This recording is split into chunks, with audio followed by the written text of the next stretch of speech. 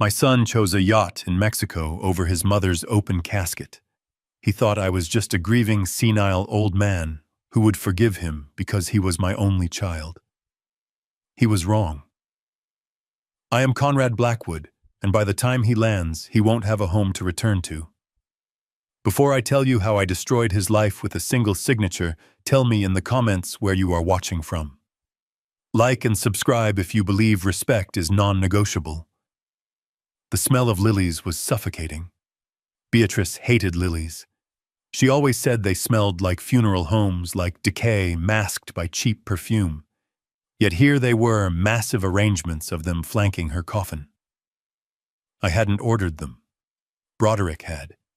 He had ordered them online 3 days ago, charged them to my credit card, and probably felt that was enough of a contribution. I stood there, my hands clasped behind my back, staring at the mahogany wood. It was polished to a mirror finish reflecting the dim, recessed lighting of the chapel. The room was cold. Not the kind of cold that comes from air conditioning, but the deep, penetrating chill of absolute emptiness. The chapel was designed to hold 200 people. The pews were oak, lined with velvet cushions stretching back into the shadows. There were 5 of us. Me, my lawyer Wallace, who stood by the door like a sentinel, and 3 of Beatrice's old friends from the volunteer library board huddled together in the 3rd row, whispering in hushed, pitying tones. That was it. The front row, the padded bench reserved for immediate family, was empty. It gaped at me like a missing tooth. I looked at my watch. It was a Timex, scratched and reliable, the same one I had worn for 20 years. 2:16 in the afternoon. The service was scheduled for 2 o'clock. The funeral director, a man with a sympathetic tilt to his head that seemed practiced in a mirror, hovered in the periphery. He checked his clipboard. He looked at the door. He looked at me. "We can wait a few more minutes." "Mr. Blackwood," he said softly, "traffic in Chicago can be unpredictable." I didn't turn my head. "It is not traffic," I said.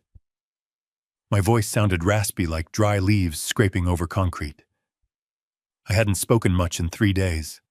Not since the stroke. Not since I watched the machines flatline and felt the warmth leave Beatrice's hand. Wallace stepped forward.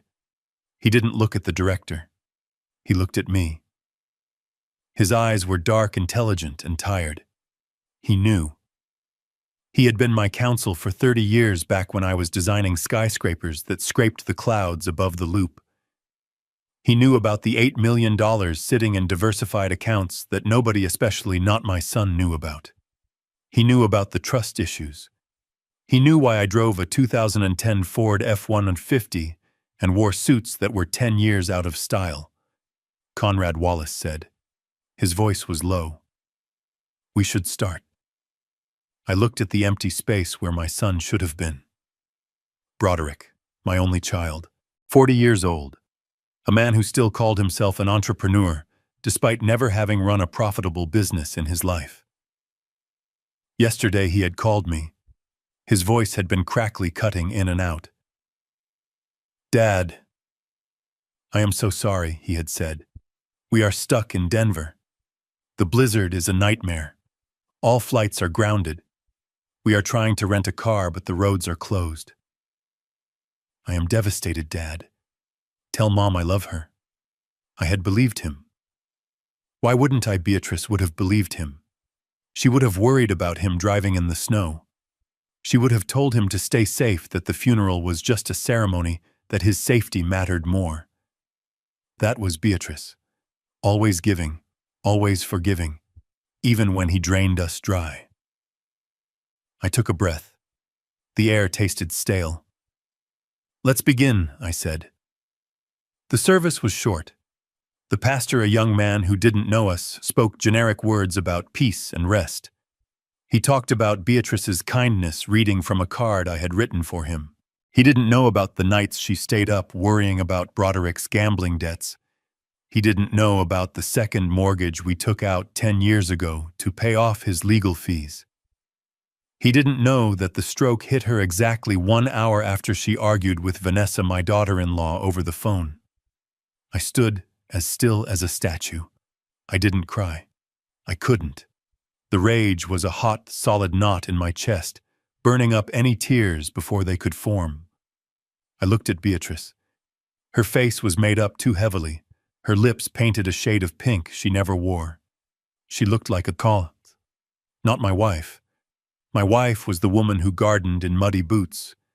My wife was the woman who laughed with her whole body.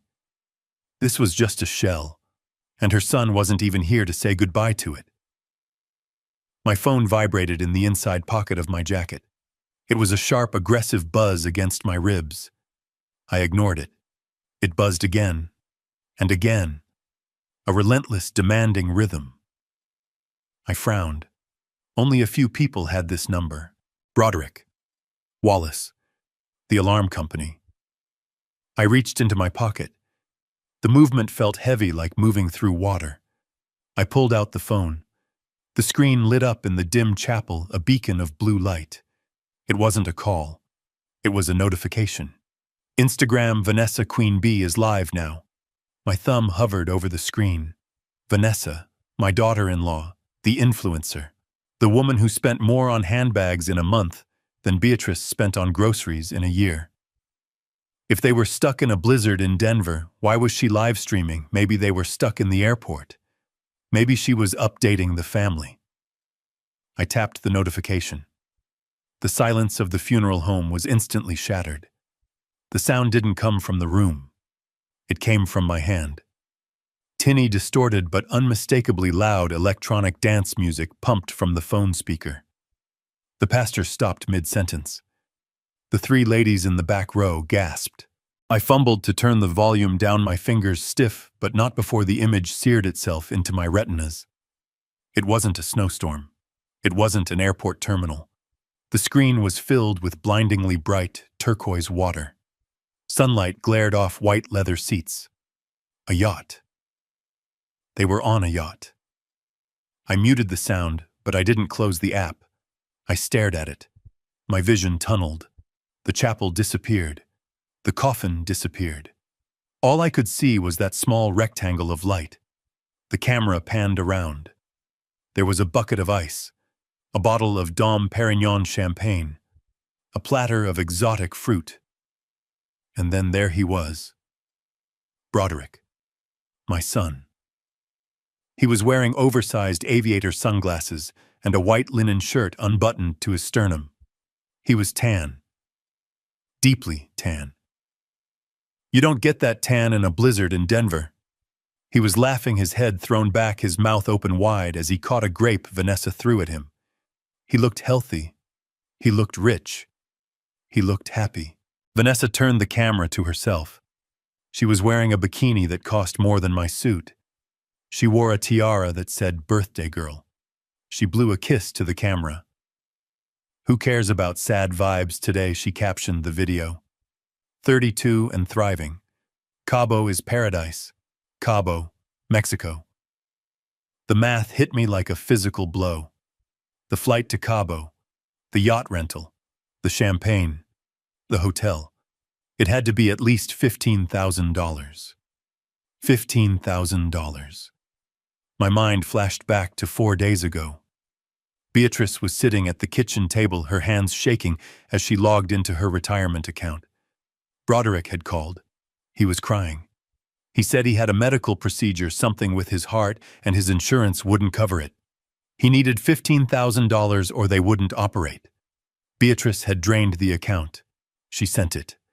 She said, "Conrad, it is his heart. We have to." It wasn't his heart. It was this. It was a yacht in Cabo San Lucas. It was a birthday party for a woman who had called Beatrice a useless old hag 3 weeks ago. I watched Broderick raise his glass in the video. He shouted something that the mute button suppressed, but I could read his lips. To the good life. He was drinking his mother's life savings while her body lay 10 feet away from me. I didn't throw the phone. I didn't scream. A strange, icy calm washed over me. It was the kind of calm I used to feel when I was a lead architect standing on a construction site realizing a load-bearing wall was compromised. Panic doesn't solve structural failure. Calculated demolition does. I took a screenshot. The image captured Broderick laughing, the champagne bottle tilted toward his lips. Then I opened my messages. I found the thread with Broderick. The last message from him was a text sent yesterday. "So sorry, Dad. Snow is piling up. Love you." I typed 3 words. "Do not return." I hit send. I watched the little bubble appear. Delivered. Read. I waited. I expected dots. I expected a typing indicator. I expected a lie about how this was old footage or how they had been rerouted miraculously to Mexico. Instead, the profile picture at the top of the chat simply vanished. The name Broderick Blackwood turned into a generic gray silhouette. The message history remained, but the connection was severed. User not found. He blocked me. He saw the message. He knew I knew. And instead of calling, instead of apologizing, he blocked his father at his mother's funeral so he wouldn't have to deal with the buzzkill. He chose the party. He chose the lie. I put the phone back in my pocket. The weight of it felt different now. It wasn't a communication device anymore. It was evidence. I looked up. The pastor was watching me, unsure whether to continue. Wallace had stepped closer, his face etched with concern. He had seen the screen. He had seen the yacht. "Mr. Blackwood," the pastor asked tentatively. "Finish it," I said. My voice was steady. It was the voice I used in boardrooms when I fired incompetent contractors. "Just finish the service." The rest of the funeral passed in a blur. I didn't hear the prayers. I didn't hear the hymns. I was busy. I was building a new structure in my mind. I was tearing down the old blueprints of my life, the ones that included leaving the house to Broderick, the ones that included a trust fund for grandchildren that would never exist, the ones that included forgiveness. I was designing a trap. When the service ended, the 3 ladies from the library came up to me. They patted my arm with gloved hands. They murmured about how tragic it was that the storm kept Broderick away. "Poor boy," one said. "He must be heartbroken missing this." I didn't correct them. I nodded. I let them believe the lie. The truth was not for them. The truth was a weapon, and I wasn't ready to fire it yet. They left. The funeral director left to prepare the hearse for the cemetery. It was just me and Wallace in the chapel. The silence returned, but now it wasn't empty. It was charged. "It was electric," Conrad Wallace said. He adjusted his glasses. He looked angry. "I have known Wallace for 40 years. He is a man of the law, a man of procedure. He rarely gets angry." But his hands were clenched into fists. "I saw the screen, Conrad. Was that Cabo?" "Yes," I said. "And the money Beatrice sent for his heart operation," I said. Wallace let out a breath that sounded like a curse. "What do you want to do?" I turned to look at him. I straightened my tie. I felt stronger than I had in years. The grief was still there, a massive dark ocean, but on top of it, a battleship had launched. "Is the file ready?" I asked. Wallace paused. He knew which file. We had discussed it hypothetically 5 years ago when Broderick had stolen my identity to take out a credit card. I had backed down then. Beatrice had begged me not to do it. She said he would change. "The Omega file," Wallace said. "Yes, it is ready. It has been ready. I just need your signature to activate the protocols." "Execute it," I said. Wallace nodded slowly. "You know what this means, Conrad. Once we trigger this, there is no going back. It is a scorched earth policy. We freeze everything. The accounts, the assets, the future inheritance. We transfer the title of the house. We empty the visible coffers." "I know," I said. And Broderick Wallace asked, "When he comes back, and he will come back when the cards stop working." I looked at the coffin one last time. I touched the cold wood. Goodbye, Beatrice. I am sorry I couldn't save you from them, but I will save your memory. I turned my back on the altar. I looked at Wallace. When he comes back, I said he won't find his father. He will find a poor, lonely old man living in a house he doesn't own, with no money to his name. Wallace smiled. It was a sharp, shark-like smile. The irrevocable trust. Exactly, I said. Move the $8 million into the Beatrice Blackwood Charity Fund. Tonight. I want the transfer time-stamped before midnight. I want the deed to the house transferred to the shell company by tomorrow morning. And the debts, Wallace asked. Broderick's debts that are co-signed in your name. I stopped at the door of the chapel. The daylight outside looked harsh and gray. Stop paying them, I said. Stop paying all of them. Let the creditors call. Let the repo men come. I want him to feel the wind. Wallace opened his briefcase and pulled out a notepad. He made a single note. Done. I walked out into the parking lot. My old Ford F-150 was parked alone in the vast asphalt sea. It was rusted around the wheel wells. The paint was peeling on the hood. To the world, it was the truck of a retired man struggling to get by. To Broderick, it was an embarrassment. He had told me once to park it down the street when he brought friends over. I got in. The engine roared to life with a familiar rattling cough. I didn't go home. I drove to the cemetery for the burial. I stood there alone as they lowered Beatrice into the ground. I threw the first shovel of dirt. It hit the lid with a hollow thud. Rest now, I whispered. The work is done. I drove home in silence. The house was dark when I arrived. It was a large house, 4 bedrooms, Victorian style, in a neighborhood that had gentrified around us. It was worth $1.2 million. Broderick had been salivating over it for years. He called it his nest egg. He had already hired an architect to draw up plans to gut it and turn it into a modern glass box once we were gone. I walked into the kitchen. It smelled of Beatrice's cinnamon tea. Her mug was still by the sink. I sat down at the table. I didn't turn on the lights. I sat in the dark and waited. I checked my banking app. Pending transaction, $15,000. Recipient B. Blackwood. I checked the credit card statement. Pending transaction, $4,200. The Ritz-Carlton Cabo San Lucas. Pending transaction, $800. VIP Club access. He was using my card. He hadn't just used the cash Beatrice sent.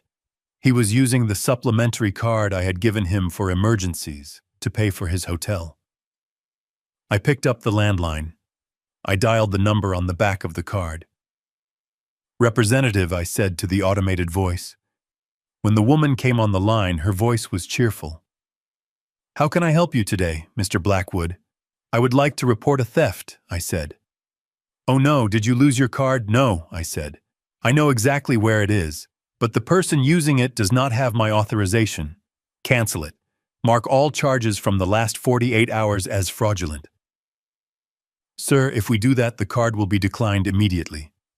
If the person is at a hotel, they will be evicted, I finished. That is the point. There was a pause. I see. We are processing that now. The card is dead. Thank you. I hung up. I sat back in the chair. I closed my eyes. I imagined the scene. The waiter bringing the bill for another bottle of champagne. The card being swiped. The red light. The decline. The confusion. The second try. The manager coming over. It was petty. It was small. But it was the first brick in the wall I was building. My phone buzzed again. It wasn't a notification this time. It was a text from Wallace. Transfer initiated. Trust established. House deed transfer scheduled for 9 a.m. You are officially a pauper, Conrad. I let out a breath I didn't know I was holding. 2 days passed. I didn't leave the house. I fed Beatrice's dog, a golden retriever named Barnaby, who spent the whole time lying by the front door waiting for her. I packed up Beatrice's clothes, not to get rid of them, but to protect them. I moved my safe, the one hidden in the floorboards of the basement, and emptied it. Passports, gold coins, the backup drive with my crypto keys. I moved everything to a safety deposit box at a bank across town that Broderick didn't know I used. On the third morning at 7 a.m., I heard it, the sound of a car door slamming, then another. I looked out the window. A taxi was pulling away. Standing on the sidewalk were Broderick and Vanessa.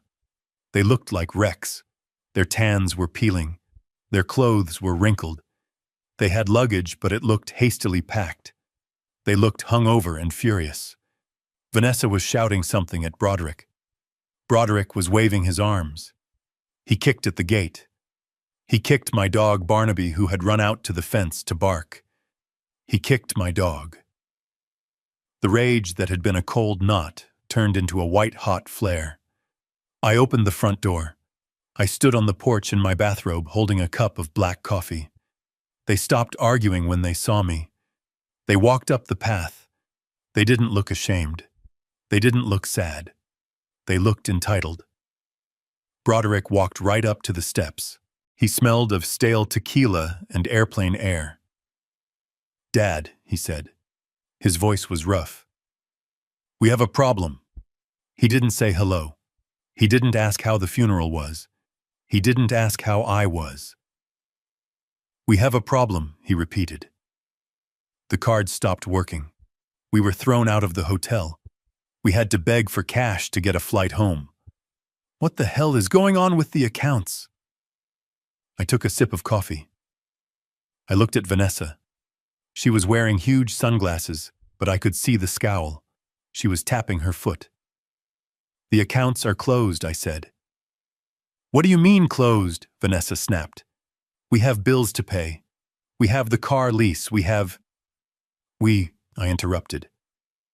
"I don't have a lease, but you have a lease, Suts." Broderick stepped forward. He tried to intimidate me. He used his height, a trick he learned in high school. "Dad, stop playing games. I know you're upset we missed the funeral, but the storm..." I pulled out my phone. I opened the photo gallery. I held up the screen. The screenshot of him on the yacht. The sun, the champagne, the blizzard in Cabo looks tropical, I said. Broderick froze. His face went pale, then red. Vanessa scoffed. "You were stalking us." "Seriously." That was a mental health break. Broderick was grieving. He needed to get away. He needed to get away from his mother's funeral, I asked. "He handles grief differently," she yelled. I looked at Broderick. He wasn't looking at me. He was looking at the house. He was looking at the windows, assessing the value. "Look, Dad," he said. "I'm sorry, okay, we messed up. But we are here now, and we need to talk business." "Business?" I asked. Broderick took a breath. He pulled a folded piece of paper from his pocket. It was crumpled. "I need $250,000, he said. I almost laughed. It was so absurd. "Excuse me, I need 250 grand. Today. My company, we have a cash flow issue. A temporary thing. But if I don't pay this bridge loan by noon, they are going to liquidate my assets." "You don't have any assets." "Broderick," I said. "You rent your condo. You lease your car." "I have the business," he shouted. "And Mom promised me." He looked me in the eye. He lied to my face, invoking the name of the woman he had just ignored in death. "Mom promised me before she died. She said she would give me the money to save the company. She said you would sign the check." I stared at him. I knew he was lying. I knew it because I had checked the security camera footage from Beatrice's bedroom the night before she died. I had seen Vanessa sneak in. I had seen her rummaging through the medicine cabinet. I had heard her screaming at Beatrice. "You stingy old witch, why don't you just die and save us the trouble?" That was the conversation that caused the stroke. And now here he was claiming his mother wanted to give him $250,000. I realized then that this wasn't just about greed. This was about survival. He was in trouble. Deep trouble. You don't ask for that much cash by noon unless you owe money to people who break legs. I looked at him. I looked at Vanessa. I took another sip of coffee. "Come inside," I said. Broderick let out a sigh of relief. He thought he had won. He thought I was the same old Conrad who would fold to keep the peace. "Thanks, Dad," he said, pushing past me. "I knew you'd understand." I watched them walk into the house. They didn't wipe their feet. I closed the door. I locked it. Let's see, I thought. I didn't say yes. I just said, "Come inside." The trap was set. Now I just had to wait for them to step on the trigger. The silence of the house was heavy, a physical weight that pressed against my eardrums. It was 7 in the morning, 2 days after I had buried my wife alone. The coffee in my mug had gone cold, a black bitter pool that reflected my own exhaustion. Barnaby Beatrice's old golden retriever was snoring softly by the refrigerator vent, his gray muzzle twitching in a dream where his mistress was still alive to feed him bacon scraps. I envied him that dream. Then the silence shattered. It wasn't a knock. It was a pounding, a rhythmic entitled thudding against the oak front door that shook the frame. Barnaby scrambled up, his claws clicking frantically on the linoleum, letting out a confused, raspy bark. I didn't rush. I stood up slowly, feeling the stiffness in my knees, and walked down the hallway.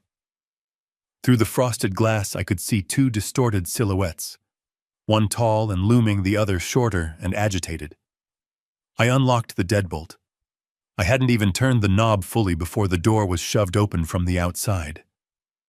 Broderick and Vanessa spilled into the entryway like a toxic spill. The smell hit me instantly. It was a nauseating cocktail of stale airport whiskey, coconut tanning oil, and unwashed bodies. They looked like a car crash in slow motion. Broderick's face was a map of sunburn, his nose peeling in white flakes, his eyes bloodshot and rimmed with red. He was wearing a neon tank top that read Cabo Cantina, a garment so inappropriate for a house of mourning that it felt like a slap in the face. Vanessa was worse. Her hair, usually extensions of perfect platinum, was a tangled bird's nest. She dragged a Louis Vuitton suitcase that was scuffed and muddy, bumping it loudly over the threshold. Neither of them looked at me. Neither of them said hello. "What is wrong with the gate code?" Broderick barked, pushing past me. "We have been trying to get in for 10 minutes. Do you have any idea how cold it is out there?" He was shivering, his skin radiating heat from the Mexican sun, clashing violently with the Chicago chill. He didn't ask about his mother. He didn't ask about the service. He didn't ask how I was holding up in this empty, echoing house. He just marched into the living room and threw his keys on the side table, knocking over a framed photo of Beatrice. The glass cracked. He didn't even look down. "We need to talk about the bank," Vanessa snapped, dropping her suitcase in the middle of the hall. "This is insane, Conrad. Absolutely insane. Do you know how embarrassing it is to have your card declined at the duty-free? I couldn't even buy water."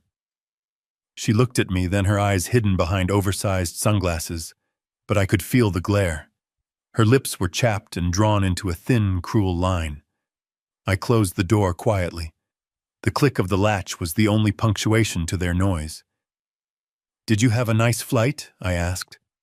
My voice was calm, terrifyingly calm. Broderick spun around.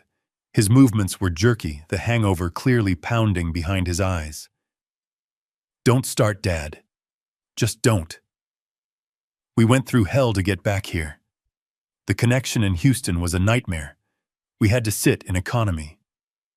Economy. He said the word like it was a terminal disease. He began pacing the rug, his sandy footprints staining the fabric Beatrice had vacuumed every Tuesday for 20 years. "Where are the papers?" he demanded, stopping abruptly. "What papers?" I asked, staying by the door. The transfer papers, Broderick said, his voice rising. For the house and the check, you said you would handle the liquidity issue while we were gone. I have suppliers calling me Dad. I have deadlines. I stared at him. He was hallucinating. I had never said I would handle anything. I had told him not to come back. But in his mind, in that twisted narrative he lived in, I was still the ATM, the fixer, the silent wallet that opened whenever he whined. Barnaby, sensing the tension, trotted into the living room. His tail wagged slowly, uncertainly. He recognized Broderick. He loved Broderick despite everything. The old dog approached Vanessa, sniffing at the strange smells on her leggings, looking for a pat, a greeting, anything. Vanessa didn't break stride. "Get away from me, you filthy rug!" she shrieked. She didn't just step aside. She drew back her foot encased in a heavy designer sneaker and kicked him. It wasn't a stumble. It was a sharp, vicious punt to the ribs. Barnaby yelped a high-pitched sound of pain and betrayal that tore through the room. He scrambled backward, his paws slipping on the hardwood, and cowered under the dining table, shaking. The sound of that yelp snapped something inside me. It was the final tether holding back the flood. "Hey!" I shouted. The volume of my own voice surprised me. It echoed off the walls. Broderick blinked, looking at me as if the furniture had suddenly started speaking. Vanessa just rolled her eyes, dusting off her leggings, as if the dog had contaminated her. "He reeks," she muttered. "You really need to put that thing down. It's depressing." I looked at my son. I waited for him to defend the dog he had grown up with. I waited for him to tell his wife that kicking a defenseless animal was unacceptable. I waited for a flicker of humanity. Broderick just rubbed his temples. "Can we focus, please? The dog is fine. We have bigger problems." "Dad, seriously, where's the checkbook? I need to make a deposit by noon, or things are going to get ugly." He walked into the kitchen, opening the refrigerator and staring blankly at the contents. "Nothing to eat. Seriously, we are starving." He grabbed a bottle of orange juice and drank straight from the carton, spilling some on his chin. He wiped it with the back of his hand. I watched them. They were like locusts. They had been in the house for less than 5 minutes, and already the air felt polluted. They hadn't asked about the grave. They hadn't asked if there was a wake. They didn't care that Beatrice was in the cold ground while they stood there demanding money to cover their sins. They thought they had come home to conquer. They thought I was just an obstacle, a senile old gatekeeper to the family vault. I walked over to the table and knelt down. I reached out a hand to Barnaby. He licked my fingers, his eyes wide and fearful. I stood up. I looked at the cracked photo frame on the floor. I looked at the mud on the carpet. I looked at the juice carton left open on the counter. "You want to talk about papers?" I said. Broderick turned, relief washing over his face. "Yes, thank God. Let's get this done." "Where do I sign?" I didn't smile. I didn't frown. I just walked past him toward my study. "Come with me," I said. They followed me, eager and blind, walking straight into the slaughterhouse. My study was a sanctuary of dark wood and dust motes, dancing in the shafts of light that pierced through the heavy velvet curtains. It smelled of old paper and pipe tobacco, a scent Beatrice used to say reminded her of safety. Now Broderick and Vanessa stood in the center of the room, polluting that safety with their frenetic, desperate energy. Broderick didn't sit. He paced the Persian rug, his hands balling into fists, and then releasing over and over like a mechanical tick. Vanessa leaned against a bookshelf, running a manicured finger over the spines of my first editions, looking at them not as literature but as potential eBay listings. "Sit down," I said, lowering myself into my leather wingback chair. The leather creaked, a sound that seemed too loud in the tense silence. Broderick stopped pacing. He turned to me, his eyes wide and unblinking. "I don't have time to sit, Dad. I told you, noon. The deadline is noon." He reached into the back pocket of his designer jeans and pulled out a document. It wasn't a formal contract. It was a sheet of lined notebook paper folded into a tight square. He smoothed it out on my desk, pressing it down with a palm that left a damp sweat mark on the mahogany. "Read this," he commanded. I put on my reading glasses.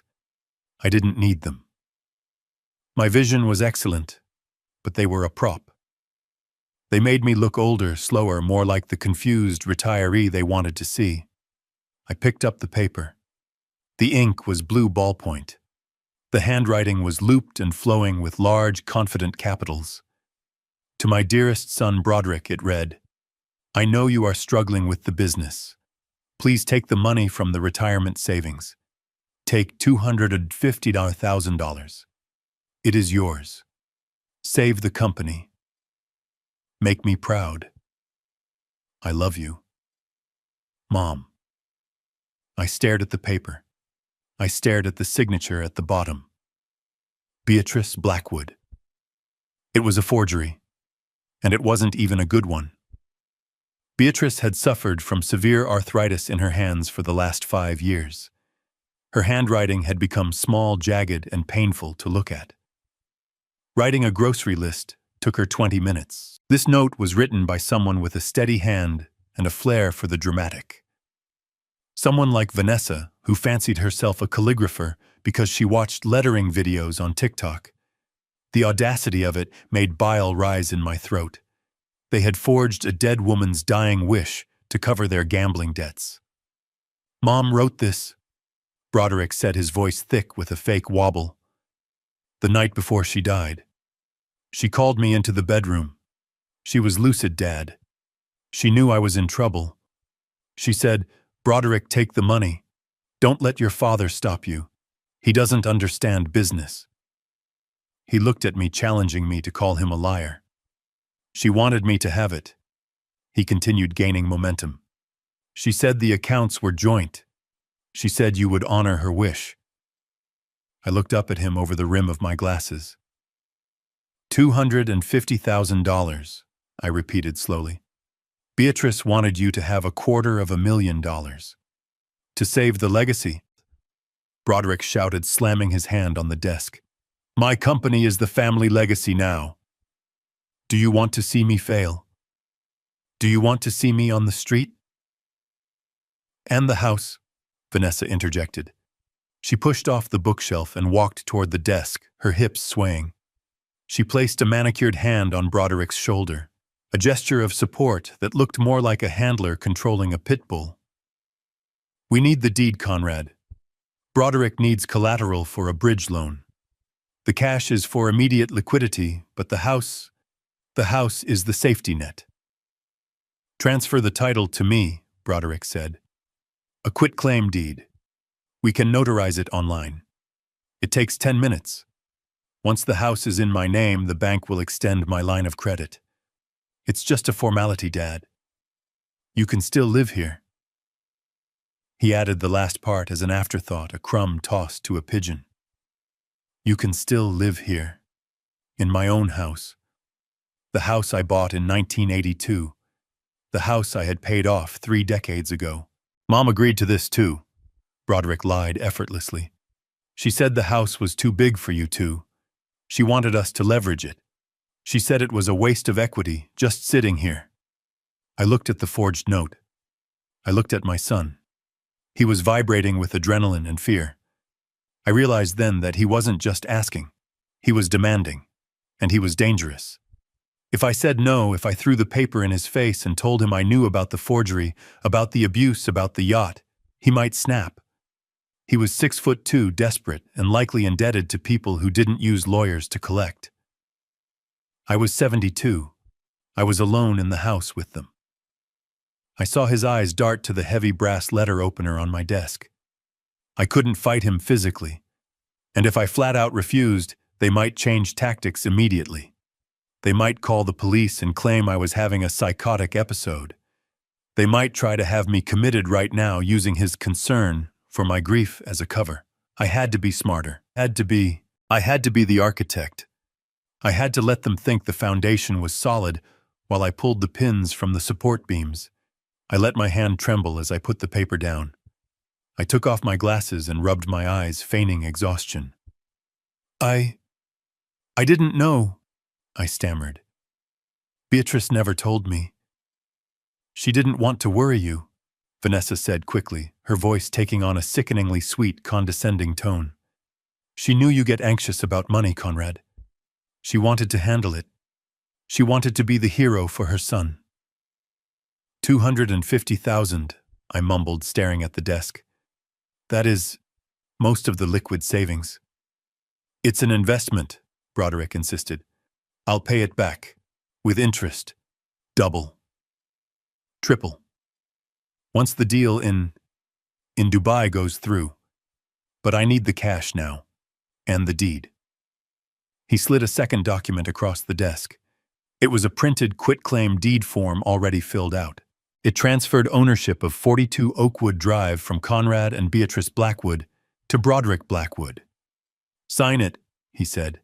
We can get the cash transfer started while the deed processes. I looked at the pen he was holding out to me. It was a cheap plastic stick pen he must have grabbed from the bank. I reached for it, letting my hand shake visibly. I hovered the pen over the paper. Broderick held his breath. Vanessa leaned in her eyes, glittering with greed. Then I dropped the pen. I can't, I whispered. What? Broderick's face darkened. What do you mean you can't? I don't have the login tokens. I lied. For the big transfers. Beatrice handled the online banking.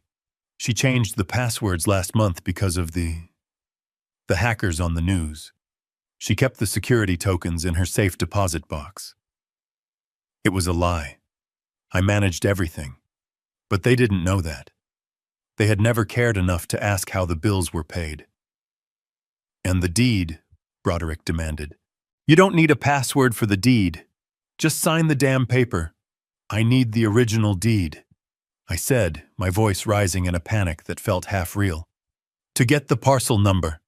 To verify the easement lines. If we file it wrong, the county will reject it. You know how bureaucracy is. It could lock up the title for months. I saw the word months hit Broderick like a physical blow. He didn't have months. He probably didn't have days. Where is the original deed? He barked. In the safety deposit box, I said, with the tokens. Then let's go, Vanessa said, grabbing her car keys. The bank opens in 20 minutes. We'll drive you. I shook my head. I can't go today. I feel faint. My heart. The doctor said I need to rest. The stress of the funeral. I clutched my chest. It was a cliché, but effective. Broderick looked at me with pure loathing. He didn't care about my heart. He cared about the delay. We don't have time for your heart, Dad, he shouted.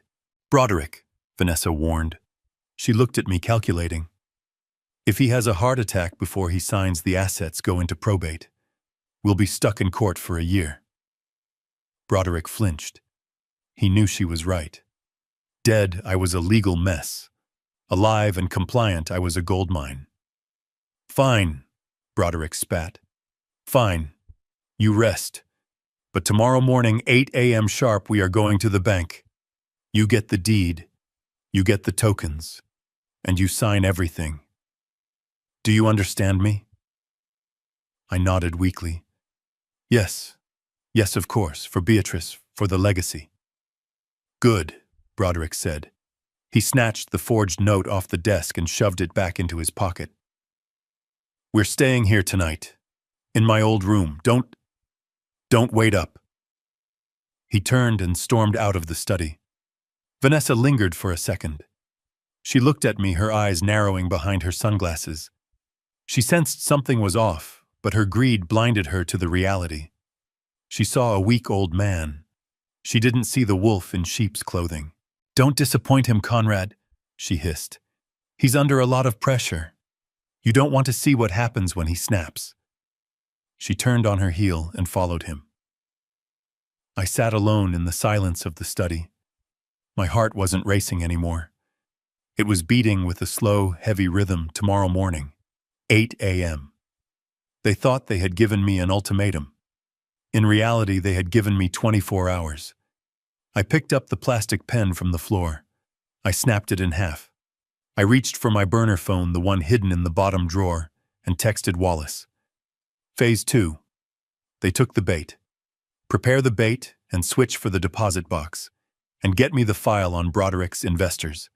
I want to know exactly who owns my son.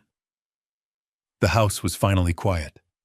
The grandfather clock in the hallway chimed 3 times, a hollow sound that vibrated through the floorboards. Upstairs, in the room that used to be Broderick's, the floorboards creaked rhythmically. My son and his wife were sleeping the sleep of the remorseless, likely dreaming of the fortune they thought they had secured. I sat in the dark of the kitchen, the blue light of my laptop illuminating my hands. They were steady now. The trembling had stopped hours ago, replaced by a cold, vibrating clarity. I wasn't just an old man grieving. I was a forensic analyst dissecting the crime scene of my life. I logged into the cloud server for the home security system. Beatrice had insisted we install cameras in the master bedroom 6 months ago after she had a dizzy spell. She was afraid she would fall when I was out in the garden and no one would know. I had agreed, thinking it was a precaution for her health. I never imagined it would become the witness to her execution. I scrolled back through the timeline. Not to yesterday. Not to the day of the funeral. I went back 3 weeks, the night of the stroke. The timestamp on the screen read 11:42 p.m. I pressed play. The video was in high-definition black and white night vision. Beatrice was in bed, propped up against 3 pillows, reading her Bible. She looked frail. Her hands, even in the grainy footage, looked painful and curled. The bedroom door opened. It wasn't me. I had been downstairs falling asleep in front of the History Channel. It was Vanessa. She didn't knock. She didn't whisper. She slunk into the room like a feral cat wearing a silk robe that I recognized as one Beatrice had bought for herself, but never worn because Vanessa had borrowed it permanently. Vanessa walked straight to the vanity table. She began opening drawers, not quietly, but with a frantic, aggressive energy. She was looking for something specific. On screen, Beatrice lowered her Bible. I turned up the volume on my laptop. Vanessa, what are you doing? Beatrice's voice was thin, reedy. Vanessa spun around. She held up a small orange prescription bottle. It was the oxycodone Beatrice had been prescribed after her hip surgery a year ago. She hated them. She kept them only for emergencies. I need these, Vanessa said. Her voice wasn't slurred, but it had the sharp, jagged edge of a chemical craving. Those are expired, Beatrice said, and they are not yours. Put them back. Vanessa laughed. It was a cruel, ugly sound. Oh, shut up, you old bat. You don't use them. You just hoard them, just like you hoard the money, just like you hoard this big, stupid house. Vanessa, please leave, Beatrice said. She reached for the panic button on her nightstand, the one linked to my phone. Vanessa crossed the room in 2 strides. She slapped Beatrice's hand away. Don't you dare, she hissed. I watched, my breath caught in my throat as my daughter-in-law leaned over my wife. She was inches from her face. You are useless, Vanessa spat. Do you know that Broderick is drowning in debt because of you? Because you won't sign the checks. You sit here like a queen on a pile of cash while we suffer. Why don't you just die? The words hung in the air, recorded forever in digital audio. Why don't you just die and save us the trouble? Beatrice gasped. On the screen, her hand flew to her chest. Her eyes went wide. Her mouth opened, but no sound came out. She began to shake. The monitor on the nightstand, her heart rate monitor, began to flash red. Help, Beatrice wheezed. My pills. Nitroglycerin. The bottle of heart medication was right there, on the nightstand, next to the lamp. Vanessa looked at Beatrice. She looked at the flashing monitor. Then she looked at the heart medication. She didn't reach for it. She took a step back. She crossed her arms. She watched. "You're so dramatic," Vanessa scoffed. "Stop acting. It's pathetic." Beatrice convulsed. Her water glass tipped over, shattering on the hardwood floor. She slumped sideways, half off the mattress. Vanessa stood there for a full 10 seconds. 10 seconds is an eternity when someone is dying. She watched the life drain out of the woman who had welcomed her into this family, who had paid for her wedding dress, who had defended her when I called her a gold digger. When Beatrice stopped moving, Vanessa didn't call 911. She didn't scream for me.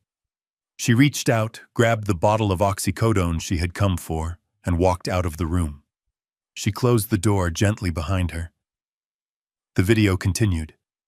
I saw myself run into the room 5 minutes later, alerted by the silence rather than the noise. I saw myself trying CPR. I saw the paramedics arrive. But the crime had already been committed. I paused the video. I stared at the frozen image of the closed door. This wasn't negligence. This wasn't a family dispute. This was depraved indifference. This was manslaughter. Maybe even murder. She had triggered the event, denied the aid, and left her to die. And Broderick, he knew. He had to know. The promise he claimed Beatrice made, the promise of money, it was a fabrication born from this moment. Vanessa had told him Beatrice was dead, and his first thought wasn't grief. It was opportunity. I closed the laptop.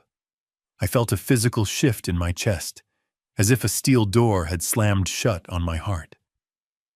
For the last 3 days, I had been operating on the principle of tough love. I wanted to teach them a lesson. I wanted them to be poor so they would learn to be humble. That was over. You don't teach lessons to murderers. You don't rehabilitate cancer. You cut it out. You burn it until there is nothing left but ash. I picked up my burner phone. I dialed Wallace. It was 3 a.m. He answered on the first ring. "I have something for the police," I said. "Not yet," Wallace replied. His voice was sharp. "Conrad, listen to me. If you give that to the police now, they will arrest her." "Maybe. But a good lawyer will argue she didn't know it was a stroke. They will argue it was an argument gone wrong. She might walk with a slap on the wrist and a probation officer." "I don't want a slap on the wrist," I said. "I want her life over." "Then wait," Wallace said. "Let them dig the hole deeper. Let them commit the fraud. Let them sign the papers tomorrow. Let them steal the car. Let them incriminate themselves so thoroughly that when we drop the hammer, they go away for 20 years, not 2. He was right. As much as I wanted to run upstairs and drag her out of bed by her hair, I knew that immediate satisfaction was the enemy of permanent justice. I saved the video file. I copied it to 3 separate encrypted drives. I emailed a copy to a secure server in Switzerland. I stood up. I walked to the sink and washed my face with ice-cold water. I looked at my reflection in the dark window. The man looking back at me wasn't a father anymore. He wasn't a husband. He was an executioner. I went back to the living room. I unlocked the front door. I checked the lock on the basement door, where the true valuables used to be. Tomorrow they wanted to play games with deeds and bank accounts. Tomorrow they wanted to act like the masters of the universe. I would let them. I would play the confused, grieving old man for exactly as long as it took to get their signatures on the dotted line of their own destruction. I sat in the armchair facing the stairs. I watched the shadows lengthen as the sun began to rise. I waited for them to wake up. I waited for the show to begin. The morning sun hit the kitchen table with a brightness that felt offensive.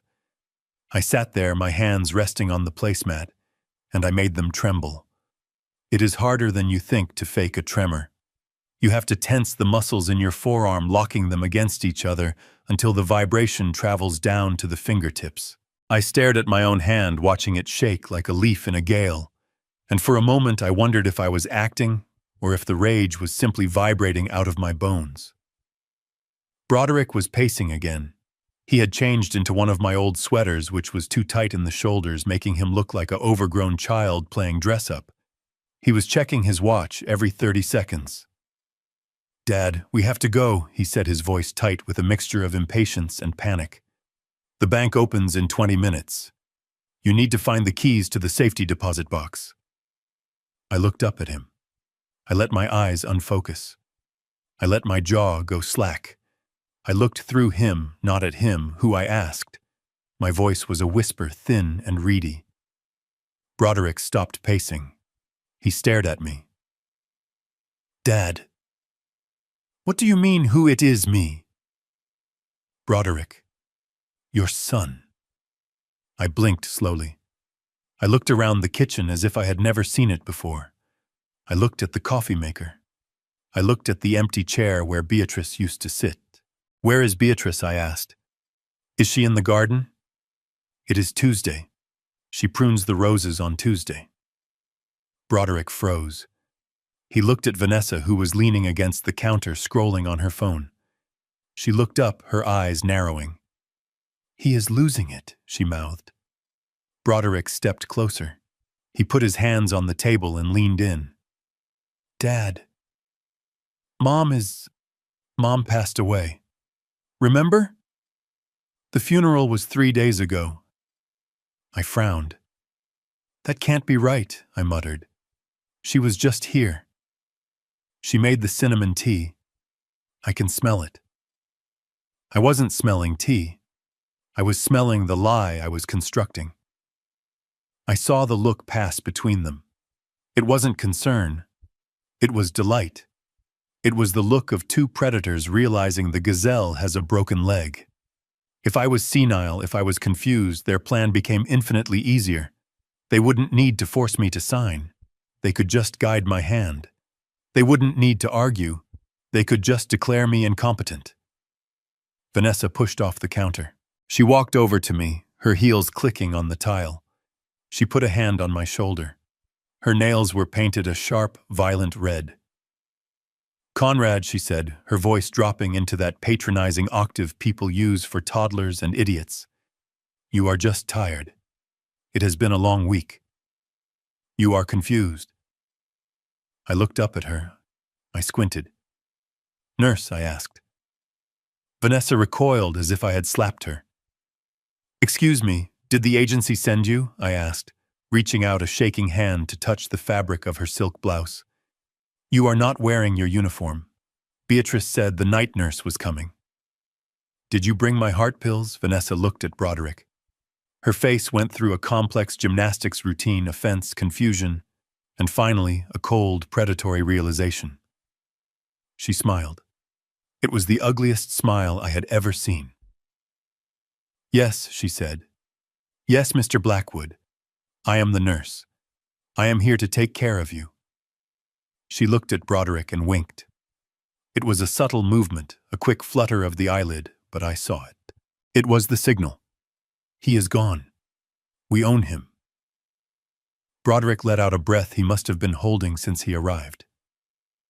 Okay, this works. Dad, the nurse wants us to go to the bank, to secure the assets. For Mom.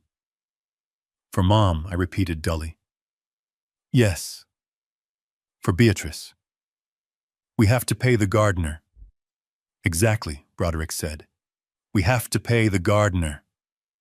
So where are the keys? Patted my robe pockets. I don't know, I think the other nurse took them. Broderick groaned.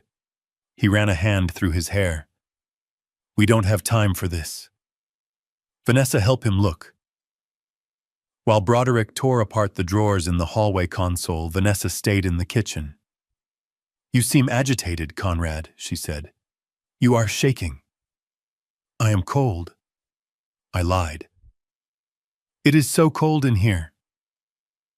I will make you some tea, she said. A nice hot cup of tea. It will calm your nerves before we go. I watched her go to the stove. I watched her fill the kettle. and then I watched her reach into her purse. She was standing with her back to me, blocking my view with her body. But the stainless steel of the microwave above the stove acted as a perfect mirror. I saw her pull out a small blister pack. It wasn't tea. It wasn't sugar. It was a white pill. She crushed it between 2 spoons, grinding it into a fine powder. She did it efficiently, practiced. She put a tea bag in my favorite mug, the one that said "World's Best Dad," a gift from Broderick 20 years ago, when he still had a soul. She poured the hot water. Then she tapped the powder into the steaming liquid. She stirred it vigorously. She turned around. The smile was back, plastered on like a mask. "Here we go," she said, placing the mug in front of me. "Drink up. It is a special blend. Chamomile and valerian. It will stop the shaking." I looked at the dark liquid. Steam curled off the surface, carrying a faint chemical acridity beneath the floral scent of the tea. If I drank this, I would be pliable. I would be groggy. I might sign the deed without even knowing I was holding a pen. Or worse, if the dosage was wrong and Vanessa was no chemist, it could interact with my blood pressure medication. It could stop my heart. Maybe that was the point. An overdose for the grieving widower. A tragic accident. "Drink," Vanessa urged. "We can't leave until you finish it." Broderick came back into the kitchen. "I couldn't find the keys," he snapped. "Dad, think." "Where are they?" I stared at the mug. My hands were shaking for real now. The survival instinct was screaming at me to throw the scalding liquid in her face. "I can't drink it hot," I whined. "It burns my tongue." "Just blow on it, old man," Broderick muttered. I lifted the mug. My hands trembled so violently that liquid sloshed over the rim, burning my fingers. I yelped and dropped the mug back onto the table with a clatter. "Look what you made me do," I cried, my voice rising in a childish wail. "I made a mess. Beatrice will be so angry." I stood up, knocking my chair over. It was a commotion. It was noise. It was distraction. "Oh my God." Vanessa sighed. She grabbed a towel. "Sit down, Conrad. Just sit down." I didn't sit. I shuffled away from the table, clutching the mug against my chest, like a prized possession I was protecting. "I will drink it by the window," I said. "I want to see the birds. Beatrice feeds the birds." I walked toward the bay window in the living room. There was a large potted fern there, a Boston fern that Beatrice had nurtured for a decade. It was lush and green, sitting in a heavy ceramic pot filled with dark, absorbent soil. Broderick and Vanessa were busy wiping the table. They weren't looking at me. They thought I was just a confused old man wandering toward the sunlight. I reached the window. I turned my back to the kitchen. I brought the mug to my lips, pretending to sip. Then, with a quick tilt of my wrist, I poured the entire contents into the center of the fern. The soil drank it greedily. The steam rose up through the fronds, disappearing into the sunlight. I stood there for a moment, holding the empty mug. I took a deep breath, steadying my heart rate. I turned back to them. I wiped my mouth with my sleeve. "Good tea," I said. "I feel sleepy." Vanessa looked up. Her eyes glittered. "Good. That means it is working." She checked her watch. It had been 3 minutes. She thought the drugs were hitting my bloodstream. She thought she had won. "Okay," Broderick said. He grabbed my arm. "Let's go. We will find the keys later. We can get the locksmith to drill the box if we have to. The manager knows me." He didn't know the manager. The manager had retired 2 years ago. But Broderick lived in a world where he believed his own lies. They led me out to the car. I stumbled on the steps, leaning heavily on Broderick. He supported my weight with a grunt of annoyance. "You are heavy, Dad. Lose some weight." I let them buckle me into the back seat of their rental car. I leaned my head against the cool glass. I closed my eyes. I wasn't sleepy. I was wide awake. I was sharper than I had ever been. We spent 3 hours at the bank. It was a farce. I pretended to forget my social security number. I pretended to lose my ID in the car, forcing Broderick to search under the seats for 20 minutes, while I sat in the lobby drinking free water. When we finally got to the deposit box, using the spare key I had, miraculously, found in my wallet, it was empty. I had moved everything 2 days ago. Broderick's scream in the bank vault was a sound of pure, unadulterated agony. "Someone robbed us," he yelled. I just stood there looking at the empty metal box. "Maybe the government took it," I whispered. "For taxes." We left the bank with nothing. Broderick was shaking with rage. Vanessa was silent, calculating. When we got back to the house, it was late afternoon. I went straight to my room, claiming I needed a nap. I locked the door. The next morning, I woke up early. The house was quiet. I walked downstairs to the living room. I went to the bay window. The Boston fern, the one that had been lush and green 24 hours ago, was dead. It wasn't just wilted. It was destroyed. The fronds were brown and crispy as if they had been torched with a flamethrower. The stems were black. The chemical cocktail Vanessa had brewed, whatever combination of sedatives, painkillers, or cleaners she had crushed into that powder, was toxic enough to kill a hardy plant in a single night. I stared at the dead leaves. If I had drunk that tea, that would be my liver. That would be my kidneys. That would be my heart. They weren't trying to sedate me. They weren't trying to calm me down. They were trying to liquidate me. I heard footsteps on the stairs. I quickly moved away from the plant, standing in front of it to block the view. Broderick came down.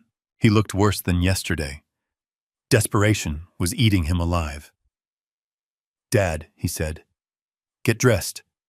I called a doctor. "A doctor?" I asked. "Yes," Broderick said. "Dr. Morris. He is a specialist. He is coming to the house to evaluate you. Since you can't remember where the money is, we need to get you help." Help meant guardianship. Help meant a signature from a crooked doctor declaring me unfit. Help meant they were moving to the endgame. I looked at my son. I looked at the dead plant behind me. "Okay," I said. "I will get dressed." I walked past him. I didn't look at his face. I was looking at his neck, wondering if he would feel the noose tightening yet. Because Dr. Morris wasn't just walking into a house. He was walking into a federal investigation, and my son was opening the door. I lay on the sofa in the living room, my body draped in a heavy wool blanket that smelled of mothballs and thyme. I kept my breathing shallow and rhythmic, a steady rasp that mimicked the deep sleep of the elderly. My eyes were closed, but my ears were straining against the silence, tuning out the hum of the refrigerator and the wind against the siding to focus on the voices in the kitchen. Broderick and Vanessa were arguing. Again. They thought I was out cold. They thought the stress of the bank visit and the confusion I had displayed earlier had finally knocked me out. They didn't know I was running on a cocktail of adrenaline and pure distilled hatred. They walked into the living room. I felt the vibration of Broderick's heavy steps through the floorboards. He stopped near the fireplace. I heard the clink of glass against glass. He was pouring himself a drink from my crystal decanter. Bourbon. My 20-year-old Pappy Van Winkle. He was drinking it like it was mouthwash. "He is out," Vanessa whispered. Her voice was close. She must have been standing right over me. I resisted the urge to flinch. I kept my mouth slightly open, letting a small, pathetic snore escape. "Good," Broderick muttered. "I can't look at him right now. He is useless. A useless, senile old man." "He is not useless," Vanessa corrected him. "He is an asset. A liquidatable asset. But we have to move fast, Broderick. The bank was a disaster today. If we don't get power of attorney tomorrow, we are finished." I heard Broderick gulp down the whiskey, then the sound of the glass slamming onto the mantelpiece. "You don't understand the pressure, Ness," he hissed. "I got a call today. From the guys in Vegas. They aren't asking nicely anymore. Who? Vanessa asked. Mikhail Broderick said. The debt isn't 300 anymore. With the interest, the vigorish, it is $450,000. 450,000. My heart hammered against my ribs. I had to force myself to keep breathing slowly. Nearly $500,000. My son hadn't just made a few bad bets. He had gambled away a lifetime of earnings. He was deep in the underworld owing money to people who didn't send collection letters. 450, Vanessa's voice was sharp but not surprised. She knew. She had known all along. Okay, we can cover that. The house appraised for $1.2 million last year on Zillow. If we list it for a quick cash sale at $1 million flat, we will have a bidding war by Friday. And Dad? Broderick asked. What about him? Where do we put him? We can't sell the house with him sitting on the sofa, drooling. Vanessa laughed. It was a low, throaty sound. Shady Pines, baby. Shady Pines. Broderick sounded doubtful. Isn't that the state-run place off the highway? The one that got shut down for health code violations last year. It reopened, Vanessa said. It is cheap. It is Medicaid funded. We drop him off, sign the admission papers with the power of attorney, doctor. Morris is going to give us tomorrow, and we forget about him. He won't know the difference. He thinks I am a nurse, Broderick. He is gone. His brain is mush. He will sit in a chair looking at a wall until he expires, and we will be living in Paris. Paris. So that was the plan. Dump the father who raised him in a warehouse for the dying, sell the family home for quick cash, pay off the mob, and flee to Europe. It was efficient. It was brutal. It was exactly what I expected. But then the conversation shifted. I am going to go have a smoke on the porch, Broderick said. I need to clear my head. This Morris guy, he is solid, right? He won't flake. He is expensive, Vanessa said. That is why he is solid. $5,000 cash. You have it, I pawned the Rolex, Broderick said. The one Mom gave me for graduation. I got $6 for it. He sold his graduation watch. Beatrice had saved for 3 years to buy that watch. Just get it done, Vanessa said. Go smoke. You stink of fear. I heard the front door open and close. Broderick was outside. I was alone with Vanessa. I waited for her to leave the room. I waited for her to go upstairs, but she didn't move. I heard the tap, tap, tap of a screen. She was texting. Then she made a call. Hey, baby, she whispered. Her voice had changed completely. It wasn't the shrewish tone she used with Broderick. It was sultry, dangerous. I listened, my blood turning to ice. Yeah, he is outside, she said. The idiot is falling apart. He told me the debt is $450. Yeah, I know. It is fine. Listen, Rico. The house is worth $1 million easy. We get the power of attorney tomorrow. We sell by next week. Rico, not a bank manager, not a lawyer, a lover. Here is the plan, she continued, pacing the room. Her heels clicked near my head. Once the cash hits the joint account, I am transferring half to the Cayman Shell Company we set up. $500,000. That is our ticket. She paused, listening. No, she laughed. Broderick won't see a dime of that. He can use his half to pay off the Russians if he wants. Or they can break his legs. I don't care. I am done with him. He is a loser, Rico. Just like his parents.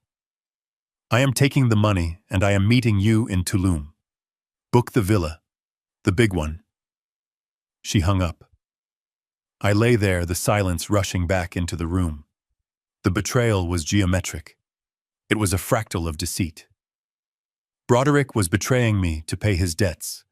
Vanessa was betraying Broderick to steal the profit. They were a nest of vipers eating each other's tails. She was going to leave him.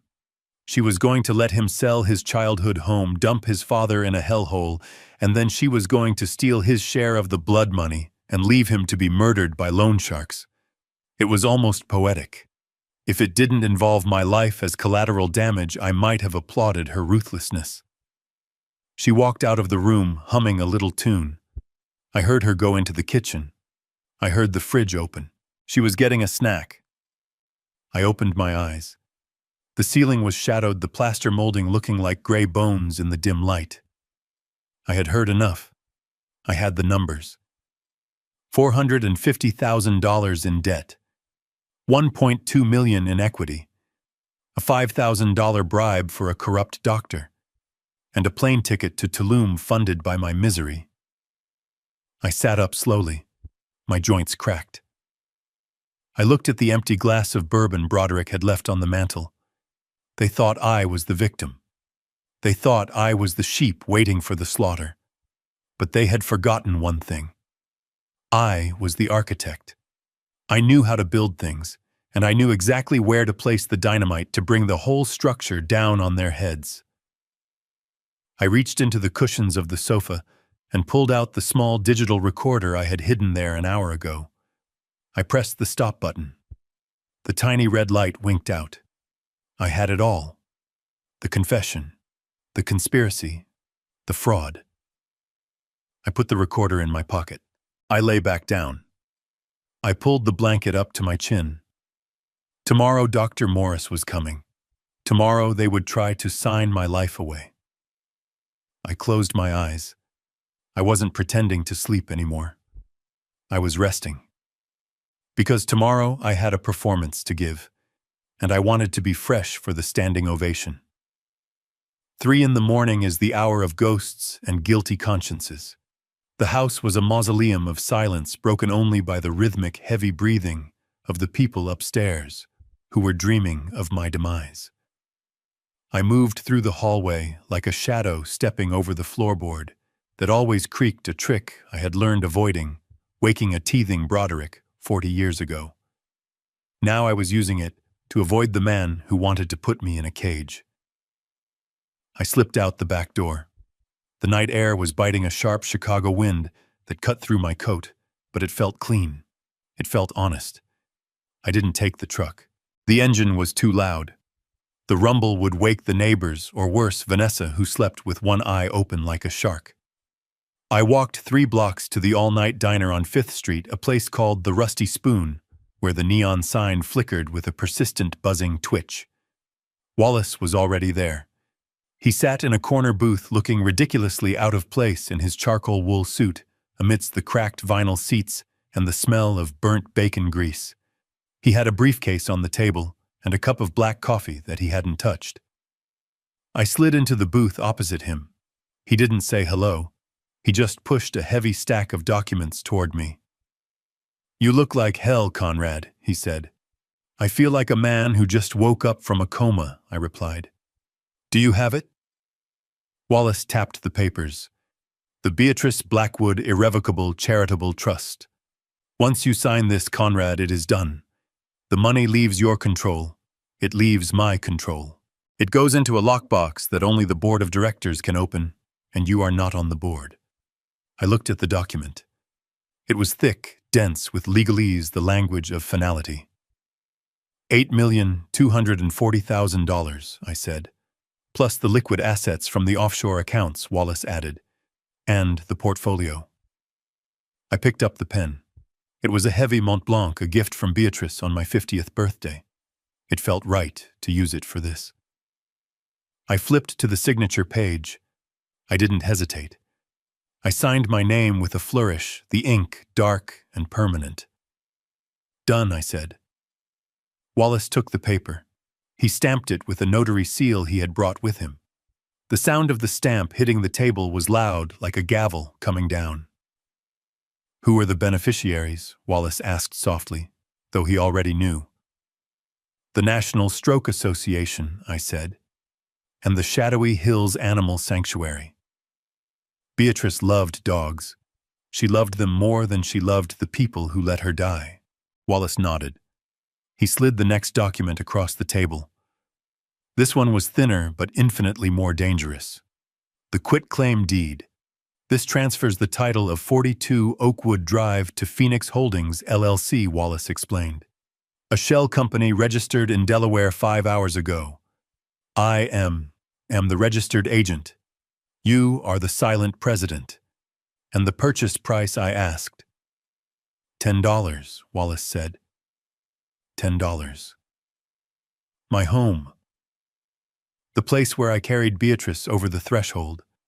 The place where I taught Broderick to ride a bike. The place where I built the deck with my own hands. Sold for the price of a diner breakfast. I signed it. The moment the ink dried, I felt a strange sensation. Weightlessness. Technically, Wallace said, gathering the papers and sliding them into his briefcase, you are now a homeless man, Conrad. You have 0 assets. You have 0 income. Your bank accounts are empty. If you died right now, your estate would be worth the lint in your pocket. Perfect, I said. And Broderick, Wallace asked. When he tries to pull the title search tomorrow, I smiled. It was a cold, hard expression that felt like granite. When he pulls the title, he will see that the house he promised to the mob doesn't belong to him. It doesn't belong to me. It belongs to a corporation that doesn't exist on any map he can find. And the debt is his, I said. The house was his collateral. Without the house, he is just a man who owes $500,000 to people who don't accept excuses. Wallace snapped the briefcase shut. He looked at me with a mixture of admiration and fear. You know, Conrad, he said, most clients who do this, they are protecting their assets from the government or from lawsuits. You are the first one I have ever seen do it to protect himself from his own blood. My blood is on the hands of the woman sleeping in my guest room, I said. I am just scrubbing the stain out. I stood up. The waitress, a tired woman with circles under her eyes, came over to refill the coffee I hadn't drunk. Can I get you anything else, Han? She asked. No, I said. I have everything I need. I walked out of the diner. The sky was beginning to turn a bruised purple in the east. Dawn was coming. The day of the doctor. The day of the diagnosis. I walked back to the house. I let myself in the back door. I crept back into the living room and lay down on the sofa. I pulled the blanket up to my chin. I checked my watch. 4:45 a.m. In 4 hours, Dr. Morris would walk through that door with his fake clipboard and his rehearsed questions. He would look at me and see a confused, senile old man. He would sign a paper declaring me incompetent. He would hand that paper to my son, and my son would think he had been handed the keys to the kingdom. But he wouldn't know that the kingdom was already burned to the ground. I closed my eyes. I imagined the look on Broderick's face when the bank told him the account balance was 0. I imagined Vanessa's scream when the real estate agent told her the house had been sold for $10. I slept. For the first time in 4 days, I slept soundly. I slept like a baby. I slept like a man who owned nothing and therefore had nothing left to lose. At 9 o'clock sharp, the doorbell rang. It wasn't the hesitant chime of a neighbor bringing a casserole. It was a sharp, authoritative double buzz. Broderick practically sprinted to the door on his movements jerky and caffeinated. I stayed in the armchair, my hands resting on my knees, arranging my face into a mask of benign vacuity. I let my mouth hang open slightly. I stared at a dust mote floating in a sunbeam. I was ready. Dr. Morris walked in. He didn't look like a healer. He looked like a hedge fund manager who happened to own a stethoscope.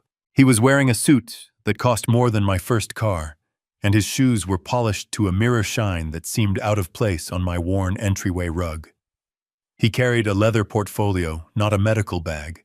There was no warmth in his eyes, only a flat transactional assessment as he scanned the room, and then landed on me. Mr. Blackwood Broderick said, his voice trembling with a fake cheerfulness that made my teeth ache. This is Dr. Morris. He is a specialist. He is just here to have a little chat with you, to make sure you are doing okay. I looked at the stranger. I blinked slowly, owl-like. "Is he the plumber?" I asked. My voice was raspy. "The upstairs toilet is leaking again. Beatrice told you to fix it." Broderick exchanged a look with Vanessa. She was standing by the fireplace, her arms crossed, watching the scene with the cold detachment of a scientist observing a lab rat. She smirked. "No, Dad," Broderick said, suppressing a smile. "He is a doctor." "Doctor..." Morris pulled a chair over and sat directly in front of me. He smelled of peppermint and antiseptic, a scent designed to mask the rot of his profession. He didn't check my pulse. He didn't listen to my heart. He didn't look at my pupils. He opened his portfolio and uncapped a heavy fountain pen. "Good morning, Conrad," he said. "Can you tell me your full name?" I paused. I let my eyes wander to the window. I furrowed my brow as if the question required immense cognitive effort. "Conrad. William." "Blackwood," I muttered. "Good," Morris said. He didn't write it down. He just tapped the paper. "And do you know who these people are?" He pointed the pen at Broderick and Vanessa. I looked at my son. I looked at the man who had kicked my dog, forged my wife's signature, and planned to dump me in a state-run facility. That is the boy," I said. "He mows the lawn. He does a bad job. He always misses the edges." Broderick's face flushed red. I knew that stung. He prided himself on being a big shot, a businessman. Being reduced to the neighborhood lawn boy was a blow to his fragile ego. And Morris pointed to Vanessa. "The nurse," I said confidently. "She brings the tea. The bitter tea." Vanessa rolled her eyes. "See," she said to the doctor. "He is completely gone. He thinks I am the help. He doesn't even recognize his own son." Morris nodded. He made a tick mark on his paper. "Just a few more questions, Conrad. Can you tell me where you are right now?" I looked around the room. This was my home. The home I had built. But to sell the lie, I had to be lost. "We are at the station," I whispered, "waiting for the train." Morris made another tick mark. "And finally, Conrad, can you tell me what year it is?" This was the clincher. This was the question that determined whether a person was oriented to time and place. If I answered 2024, I was sane. If I answered anything else, I was a liability. I looked Morris in the eye.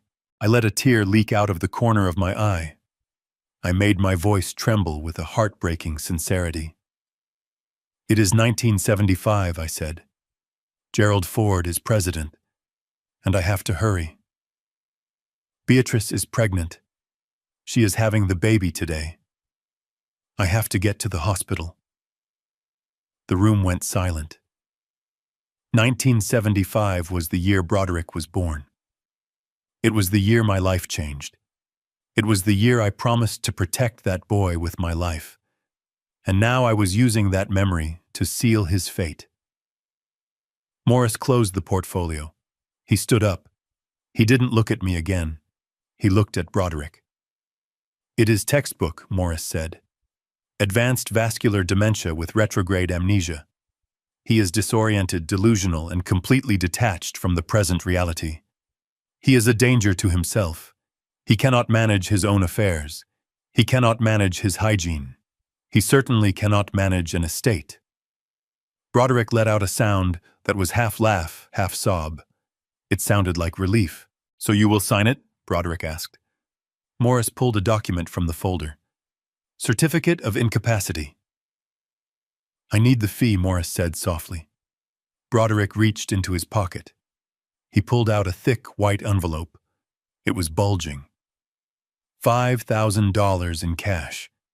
Money he had gotten from pawning his watch and stealing from my wallet while I slept. He handed it to the doctor. Morris didn't count it. He slipped it into his jacket pocket with a practiced smoothness. Then he signed the paper. The scratching of the nib against the paper sounded like a key turning in a lock. "Thank you," Dr. Vanessa said. She was beaming. She looked like a cat that had just swallowed a canary. "You need to file this with the court immediately," Morris advised. "With this certificate, the emergency conservatorship will be granted ex parte. You will have full control by this afternoon. You can freeze his accounts, sell the assets, and admit him to a facility." I sat there watching them discuss the dismantling of my life.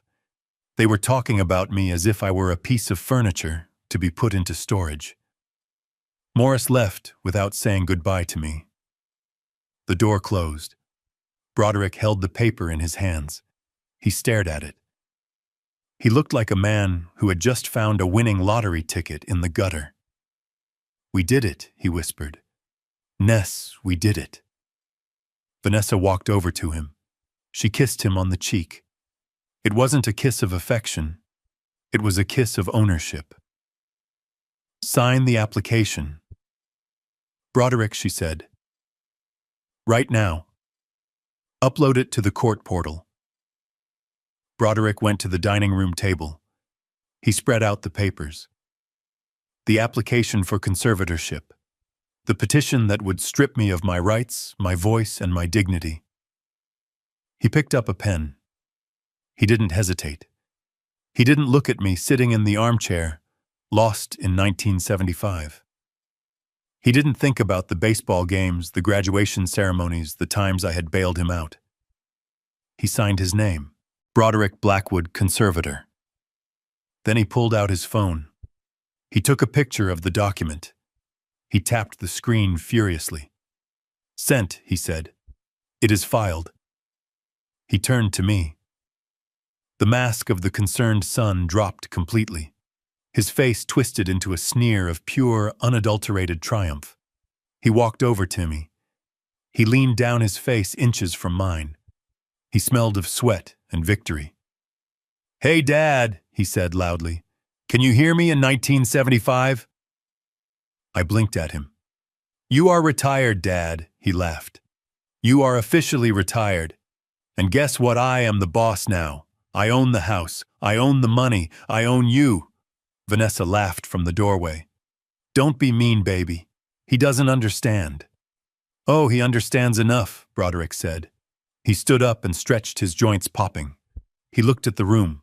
He looked at the antique clock. He looked at the paintings. "We list the house on Monday," he said. 1 million quick sale. I'll call the realtor now." "And Conrad?" Vanessa asked. Broderick looked at me with cold, dead eyes. "Call Shady Pines," he said. "Tell them we are bringing a new admission tomorrow morning. Tell them he is aggressive. Tell them to have the sedatives ready." He turned his back on me. He walked into the kitchen, already dialing his phone, likely calling the mobster Mikhail to tell him the money was coming. I sat in the chair. I watched them celebrate. I listened to them divide the spoils of a war they didn't know they had already lost. Broderick had just signed a legal document taking custody of an estate that was worth $0. He had just made himself legally responsible for a man who had no assets to seize. He had just sworn to a court that he was in charge of a ghost ship. And by filing that document, by attaching Dr. Morris's fraudulent certificate, he had just committed federal mail and wire fraud. I closed my eyes. I let a small, drooling smile play on my lips. "Enjoy the victory lap, son," I thought, "because you just ran straight off a cliff." The door had barely clicked shut behind Dr. Morris before the atmosphere in the room shifted from performative concern to predatory celebration. Broderick was holding the signed medical certificate like it was a winning lottery ticket, his hands shaking, not with grief, but with the adrenaline of a gambler who just hit the jackpot. He scanned the document, his eyes darting over the words incapacitated and dementia with a greedy hunger that made my stomach turn. To him, those words weren't a tragedy. They were the combination to the safe. Vanessa didn't waste a single second on sentimentality. She didn't look at me with pity or even relief. She looked at me the way a butcher looks at a carcass, assessing the cuts, calculating the weight, already counting the profit. She pulled her phone from her pocket, her long acrylic nails clicking rhythmically against the screen. She didn't leave the room. She didn't lower her voice. She stood right in the center of my living room, claiming the space as her own. Air France, she said into the phone, putting it on speaker so she could simultaneously browse on her tablet. Yes, I need 2 tickets for tomorrow night. O'Hare to Charles de Gaulle. First class. No, not business. First. The lay-flat seats. She looked at Broderick and smirked. We deserve the legroom, babe. It has been a stressful week. I sat in my wingback chair, my hands folded in my lap, staring blankly at the fireplace. I kept my mouth slightly open, maintaining the ruse, but inside I was memorizing every word. They were booking flights with money that didn't exist on credit cards, that were about to be declined to a country they would never reach. Broderick poured himself another drink. He was celebrating his victory over a senile old man. We are going to Paris, he muttered to himself, raising the glass to the ceiling. We are finally free. Vanessa held up a hand to silence him. She was on another call. This time her tone was sharp, professional, the voice of a woman who believes she is the CEO of the world. Hi, is this Sarah? Yes, this is Vanessa Blackwood. We are ready to list 42 Oakwood. Yes, today. We have the conservatorship papers. The owner is indisposed. We need a market analysis and measurements immediately. Can you be here in an hour? Great. Bring the contract. We want to list at 1.1 million for a cash close. She hung up and turned to Broderick. Sarah is coming. We need to declutter. This place smells like old people and failure. She started moving through the room, grabbing Beatrice's porcelain figurines from the mantelpieces my wife had collected for 40 years and tossing them into a cardboard box she had dragged in from the garage. She didn't wrap them. She just threw them. I heard the sickening crunch of delicate china shattering against itself. Every crack was a blow to my heart, but I didn't flinch. I couldn't. To react now would be to lose the war. Broderick watched her, useless as always. What about him? He asked, pointing his glass at me. We can't have him sitting there drooling when the realtor comes. It kills the vibe. Vanessa stopped. She looked at me. She walked over until she was standing directly in front of my chair. She waved a hand in front of my face. I didn't blink. I stared past her, focusing on a spot of peeling paint on the wall. He is furniture, Broderick, she said. Just ignore him. Or better yet, drape a sheet over him. She laughed at her own joke. It was a cruel, sharp sound. Actually, she continued, tapping her chin. We need to accelerate the timeline. I don't want to deal with the admission paperwork tomorrow morning. It cuts too close to our flight. She pulled out her phone again. She dialed a number. I knew who she was calling before she even spoke. Shady Pines. Yes, this is Vanessa Blackwood. We spoke earlier about the admission for Conrad Blackwood. Yes, the dementia case. We are going to bring him in early, tomorrow morning at 6 a.m. Yes, I know visiting hours don't start until 9. We aren't visiting. We are dropping him off. She paused, listening to the person on the other end. Yes, he is aggressive, she lied smoothly. He gets violent if he isn't sedated. Have the orderlies ready at the loading dock. We will just hand him over. And make sure you have the isolation room prepped. We don't want him wandering off before the check clears. She hung up. She looked at Broderick. Done, she said. We ship the old man off at dawn. Then we sign the listing agreement, grab the suitcases, and head to the airport. By the time he realizes he is in a cell, we will be drinking wine over the Atlantic. Broderick grinned. He walked over and kissed her. It was a celebration of their own rot. An hour later, the realtor arrived. Sarah was a petite woman with a laser tape measure and a shark's smile. She didn't introduce herself to me. She didn't even acknowledge my presence.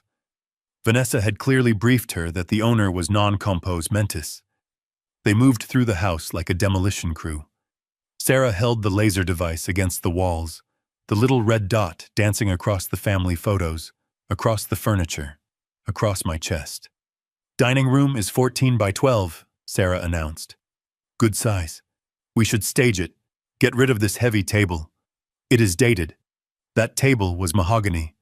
I had built it myself for our 10th anniversary. Beatrice and I had sanded it by hand. Dump it, Vanessa said. We are selling it furnished or trashing it. Whatever is faster. They walked into the living room where I was sitting. Sarah stopped. She looked at me, then at Vanessa. Is he staying? Sarah asked, lowering her voice slightly. He is leaving tomorrow, Vanessa said loudly. Just work around him. Sarah nodded. She stepped over my legs to measure the window. Her skirt brushed against my knee. She didn't apologize. To them, I was just an obstacle, a bulky armchair that hadn't been moved yet. Living room is 20 by 18, Sarah said. Great light. If we tear out these built-ins and paint everything white, it will look modern. Buyers hate this dark wood. Paint it white. Paint over the black walnut paneling I had installed in 1990. Paint over the history. Whitewash the life Beatrice and I had built until it looked like every other soulless flip on the market. Broderick was standing by the window looking out at the garden. He wasn't seeing the hydrangeas Beatrice had planted. He was seeing dollar signs. How fast can we close? He asked. If we price it right, Sarah said. Cash offers in 48 hours. Close in 10 days. 10 days, Broderick whispered. He looked like he was about to cry with relief. 10 days, and the Russians are off my back. They finished measuring. They stood in the foyer shaking hands, laughing about the market, making plans to carve up my carcass. I sat in the chair feeling the hum of the house around me. They thought they were measuring square footage. They thought they were calculating equity. But they were wrong. They were measuring the blast radius. Vanessa walked Sarah to the door. Perfect, she said. Send the contract over tonight. We will sign it digitally. And Sarah, don't worry about the old man. By the time you start showings, this place will be empty. She closed the door. She turned to Broderick. We did it, she said. We actually pulled it off. Broderick looked at me one last time. He didn't look like a son. He looked like a stranger. Yeah, he said. We did. He turned off the lights in the living room, leaving me sitting in the dark. Get some rest, Dad, he called out, his voice dripping with mockery. Big day tomorrow. You are going on a trip. He laughed as he went upstairs. I sat in the darkness listening to them move around above my head. I wasn't tired. I wasn't confused. I was waiting, because he was right. It was a big day tomorrow. But the only trip happening was the one they were taking straight to hell, and I had already booked their tickets. The music was a physical assault, a bass-heavy thumping that rattled the window panes and vibrated through the rubber wheels of my chair. It was 7:30 in the evening, and my living room, the room where Beatrice and I had read books in companionable silence for 40 years, had been transformed into a chaotic, sweaty nightclub. The air was thick with the smell of marijuana smoke, expensive perfume, and the distinct copper tang of spilled alcohol. They called it a housewarming, a pre-departure bash. 50 strangers crowded into the space, grinding their heels into the oriental rugs Beatrice had brushed by hand. They were Broderick's network, a collection of sycophants, hangers-on, and people who mistook debt for wealth. They didn't know me. They didn't know Beatrice. They barely knew Broderick, but they knew there was an open bar, and that was enough. I sat in the corner, wedged between a bookshelf and a potted ficus that someone had already used as an ashtray. Broderick had wheeled me there an hour ago, draping a tartan blanket over my lap to complete the tableau of the invalid father. Just ignore him, I heard him tell a woman with glitter on her eyelids. He likes the noise. It helps with the cognitive decline. I stared straight ahead, my face a mask of slack-jawed vacuity, but my eyes were sharp. I was recording every face. I was cataloging every sin. Broderick was holding court by the fireplace. He was wearing a velvet blazer that he had likely charged to one of the fraudulent cards this morning. He looked manic, his movements too fast, his laughter too loud. He was high on adrenaline and the false promise of $1 million payday. "To the moon," he shouted, raising a bottle. "We are selling this place next week. Cash buyer. Then it is au revoir, Chicago. Hello, Paris." The crowd cheered. Vanessa was dancing on the coffee table, her heels digging gouges into the wood. I had stained myself. She was drinking champagne straight from the bottle, spilling foam down the front of her dress. She looked triumphant. She looked untouchable. Then Broderick did the unthinkable. He ran to the basement door. "Wait," he yelled over the music. "We need the good stuff.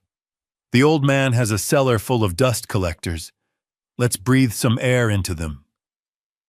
He disappeared downstairs. My stomach clenched.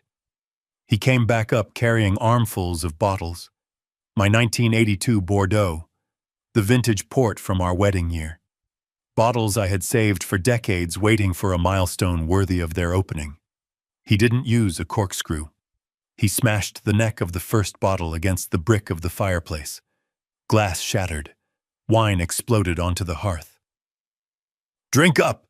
he screamed, passing the jagged, broken bottle to a man in a leather jacket. "It is all free. It is all ours." They passed the bottles around like cheap beer. They chugged wine that was meant to be sipped. They sprayed it at each other. A stream of dark red liquid hit the wall where Beatrice's portrait used to hang, before Vanessa threw it in the trash yesterday. It dripped down the wallpaper like a wound. "It tastes like vinegar," someone shouted, laughing.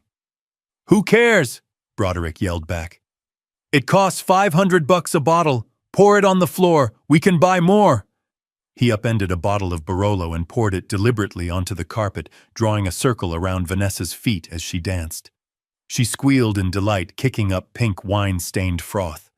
I felt a tear leak from my eye, not of sadness, of pure distilled rage. That wine was a memory of a trip Beatrice and I took to Italy. It was sunlight and soil and time, and he was using it to mop the floor. I looked at the grandfather clock in the hall. It was the only thing they hadn't touched, perhaps because it was too heavy to move. The hands stood at 7:58. 2 minutes. I had texted Wallace at 7:30. Green light. I had written, "Send the cavalry." I shifted in the chair. I checked the pocket of my cardigan. The remote for the sound system was there. The folder with the documents was tucked between my hip and the side of the chair. Broderick stumbled over to me. He was sweating profusely. He leaned down, his face a mask of drunken cruelty. "Hey, Dad," he shouted over the bass. "You thirsty? Want a sip of your retirement fund?" He tried to pour wine into my mouth. I kept my lips sealed. The wine splashed over my face, staining my white shirt red. He laughed. "Look at him. He is a mess. Don't worry, old man. Tomorrow you get a sponge bath at Shady Pines. They love messes there." He patted my cheek hard. "Enjoy the party. It is your last night in civilization." He turned back to his guests. "Who wants to see the master suite?" he bellowed. "We are going to trash it." I looked at the clock. The second hand swept past the 12. 7:59. I wiped the wine from my eyes. I took a deep breath. The time for acting was over. The time for the old man to die and the architect to return had arrived. I reached into my pocket and gripped the remote. My thumb hovered over the power button. The clock began to chime. 1, 2, 3. At the 8th chime, I pressed the button.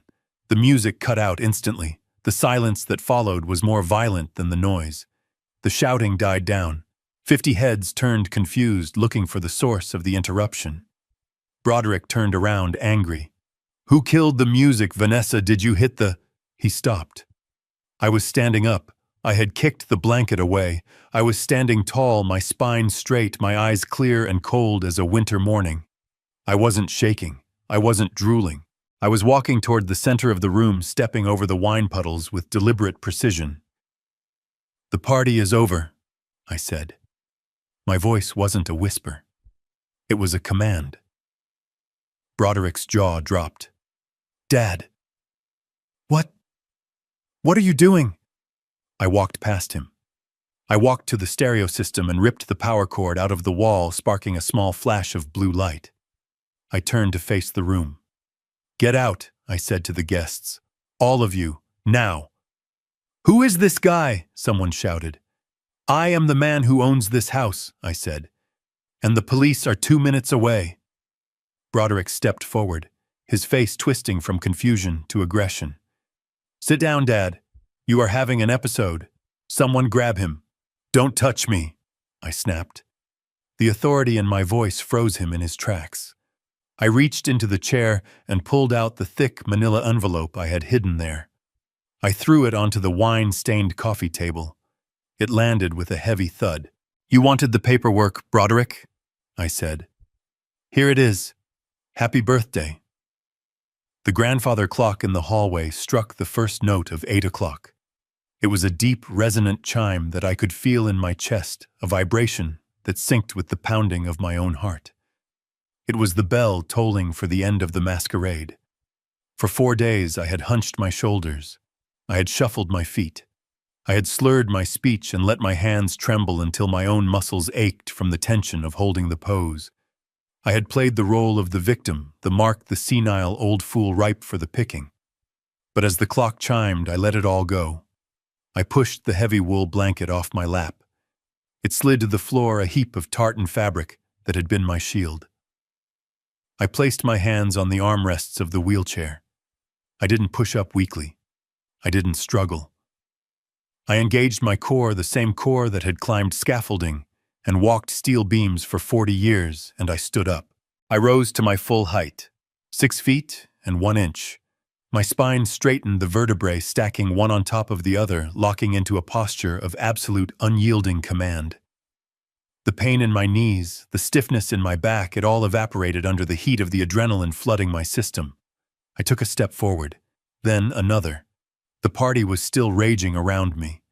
The bass was thumping so hard, the floorboards were jumping. A woman in a silver dress, holding a bottle of my vintage Cabernet like a beer, bumped into me. She spun around, ready to snap an insult at the cripple, but the words died in her throat when she looked up and saw me towering over her. She stumbled back, her eyes wide as if she had seen a corpse rise from the grave. I didn't look at her. I didn't look at anyone. My eyes were locked on the stereo system in the corner, the black monolith that was pumping this filth into the sanctuary I had built with Beatrice. I walked through the crowd. It was like parting of the Red Sea. People stopped dancing. They stopped drinking. They sensed the shift in the room's energy before they even understood what was happening. It was the primal instinct of a herd sensing a predator in their midst. I reached the stereo. I didn't bother finding the volume knob. I didn't look for the power button. I reached behind the cabinet, grabbed the thick power cord in my fist, and yanked it out of the wall with a savage jerk. Sparks showered down. The music died instantly. The silence that followed was violent. It crashed into the room, sucking the air out of the lungs of 50 people. The laughter cut off. The shouting ceased. The only sound was the heavy, ragged breathing of the revelers and the steady, rhythmic ticking of the grandfather clock. Tick, tock, tick, tock. Broderick was standing by the fireplace, a glass of wine halfway to his mouth. He froze. He turned his head slowly, his eyes searching for the source of the interruption, annoyance already curling his lip. "Who killed the music?" he shouted, his voice slurring slightly. "Vanessa, did you hit the—" He stopped. He saw me. He saw his father, the man he thought was a vegetable, standing in the center of the room like a statue carved from granite. I wasn't shaking. I wasn't drooling. My face was set in a mask of cold, hard fury. The glass slipped from his fingers. It hit the hearth and shattered, spraying red wine over his expensive loafers. "Dad," he whispered. Then the shock turned to panic. He took a step forward, his hands coming up in a placating gesture that looked pathetic. "Dad, what? What the hell are you doing?" "Sit down. You are having an episode." He looked around at his guests, his face flushed with embarrassment. "Someone help him. He is confused. He thinks he is... He doesn't know where he is. He tried to rush me. He tried to put his hands on me to force me back into the chair, to force me back into the box he had built for me." I caught his wrist. I didn't just block him. I gripped his wrist with a strength that made him gasp. I squeezed until I felt the bones grind together. "Don't touch me," I said. My voice wasn't the raspy whisper of the last few days. It was a baritone rumble, clear, sharp, and terrifyingly steady. It carried to every corner of the silent room. Broderick flinched.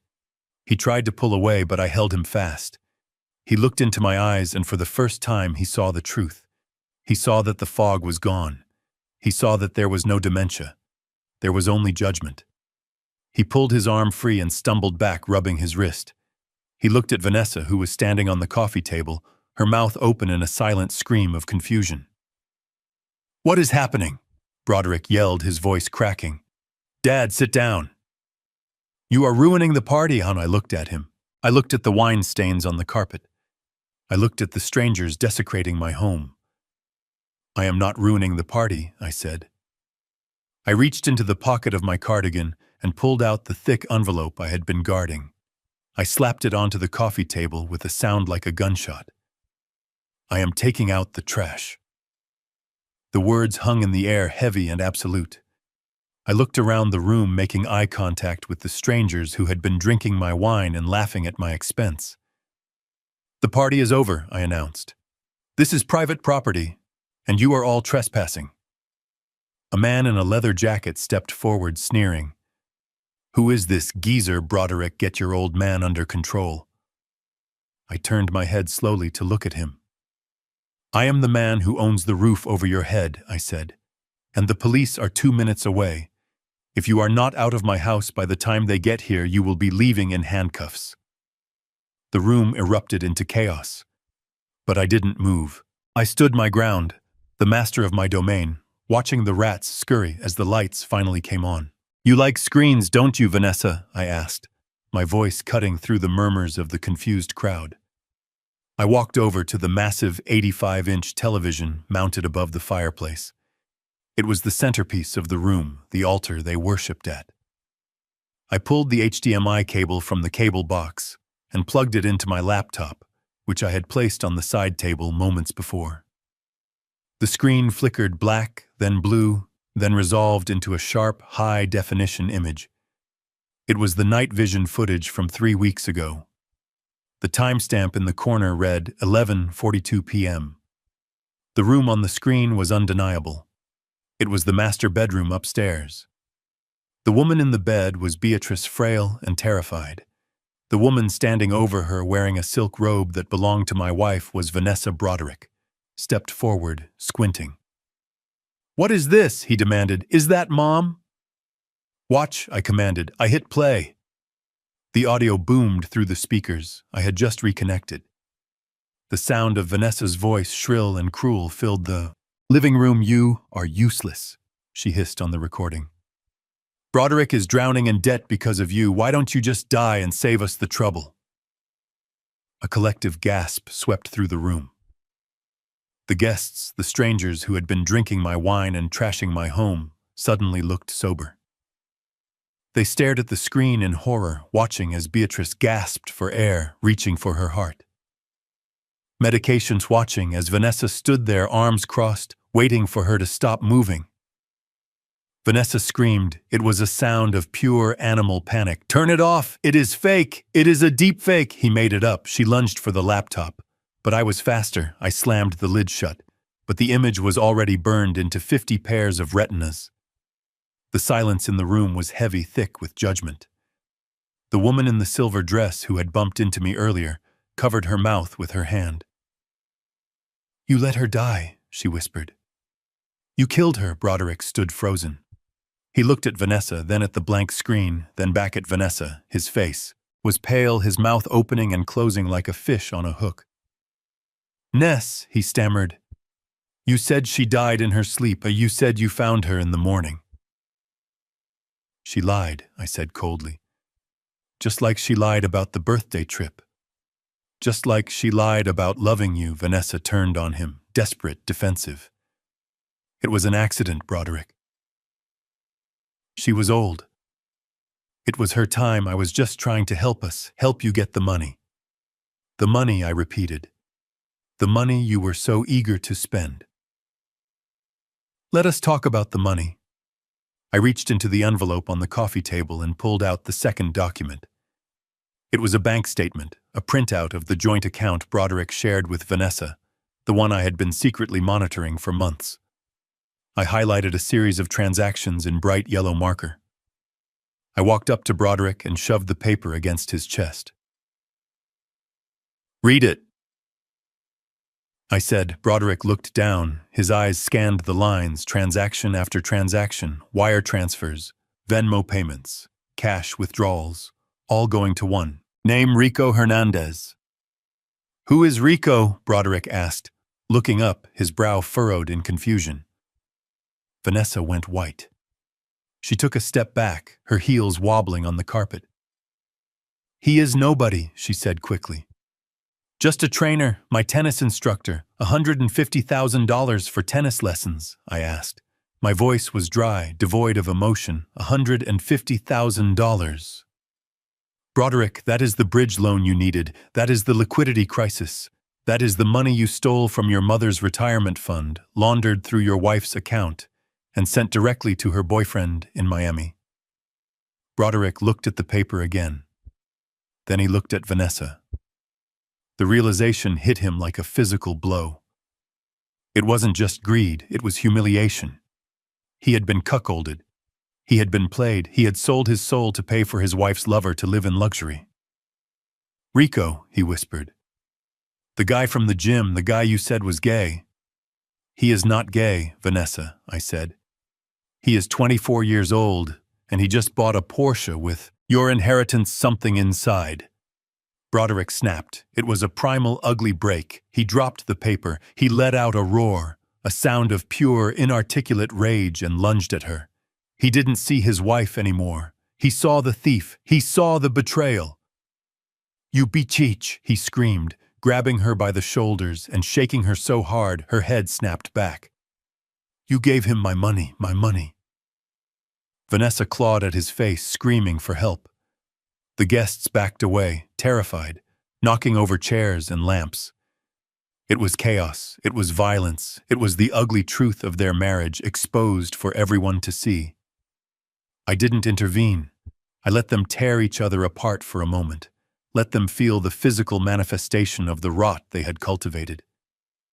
Then I stepped between them. I grabbed Broderick by the collar of his velvet jacket and shoved him back. He stumbled, tripping over the coffee table and falling onto the wine-soaked rug. Enough, I barked. Stand up. You are pathetic, both of you. Broderick lay there panting, blood trickling from a scratch on his cheek. He looked up at me, his eyes filled with tears. Dad, she stole it. She learned from the best, I said. You tried to steal my life, Broderick. You tried to steal my dignity. Now let me show you what you actually won. I pulled the final sheaf of papers from the envelope.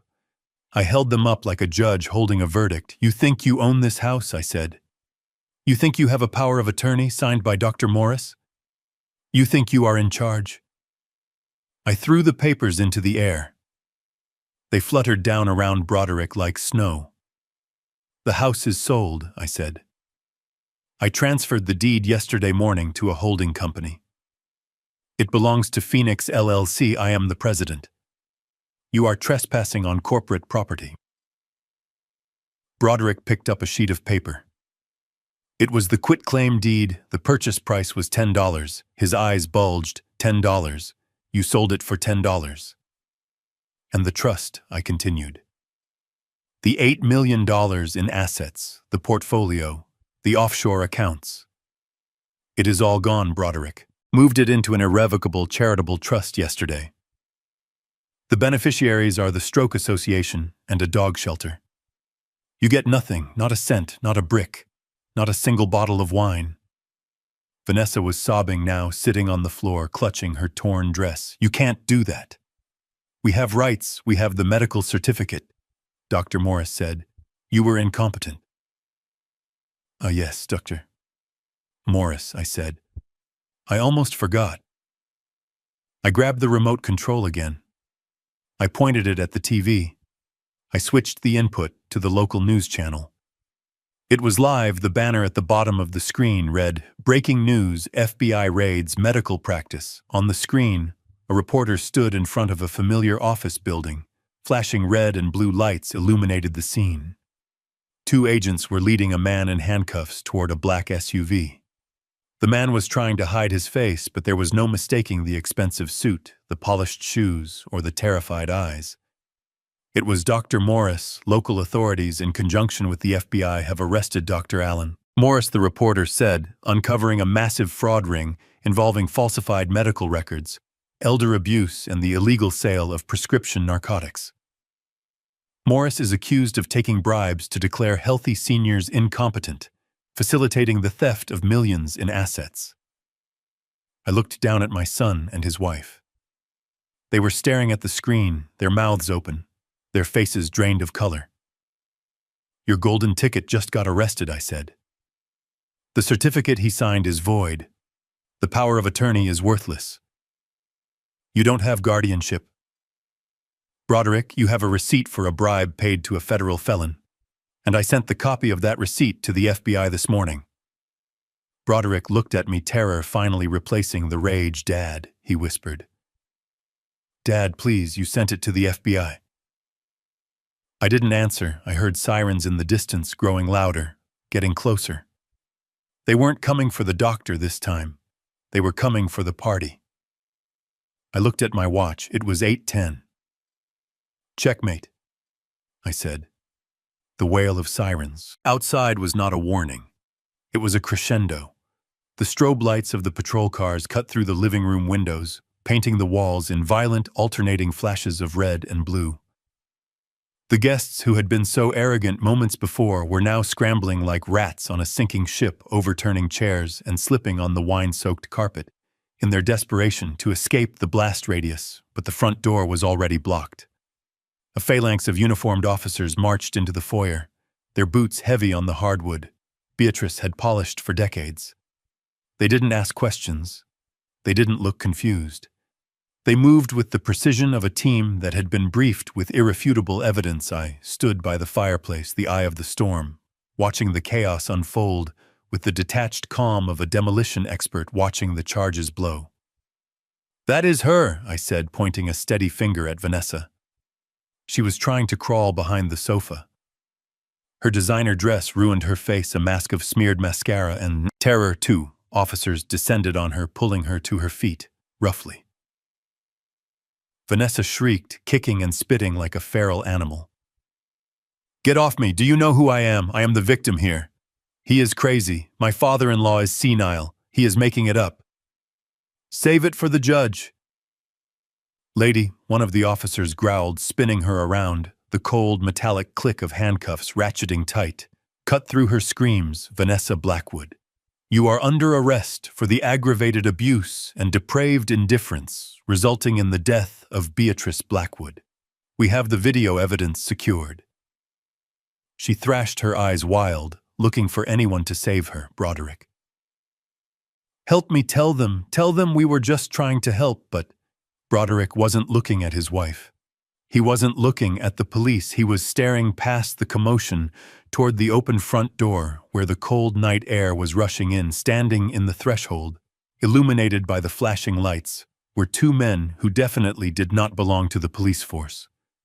They wore heavy wool coats and expressions of bored violence.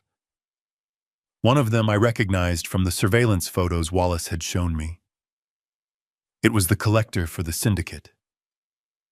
Broderick owed. They didn't step inside. They didn't need to. They just stood there, a silent, terrifying reminder that there are debts the law cannot absolve.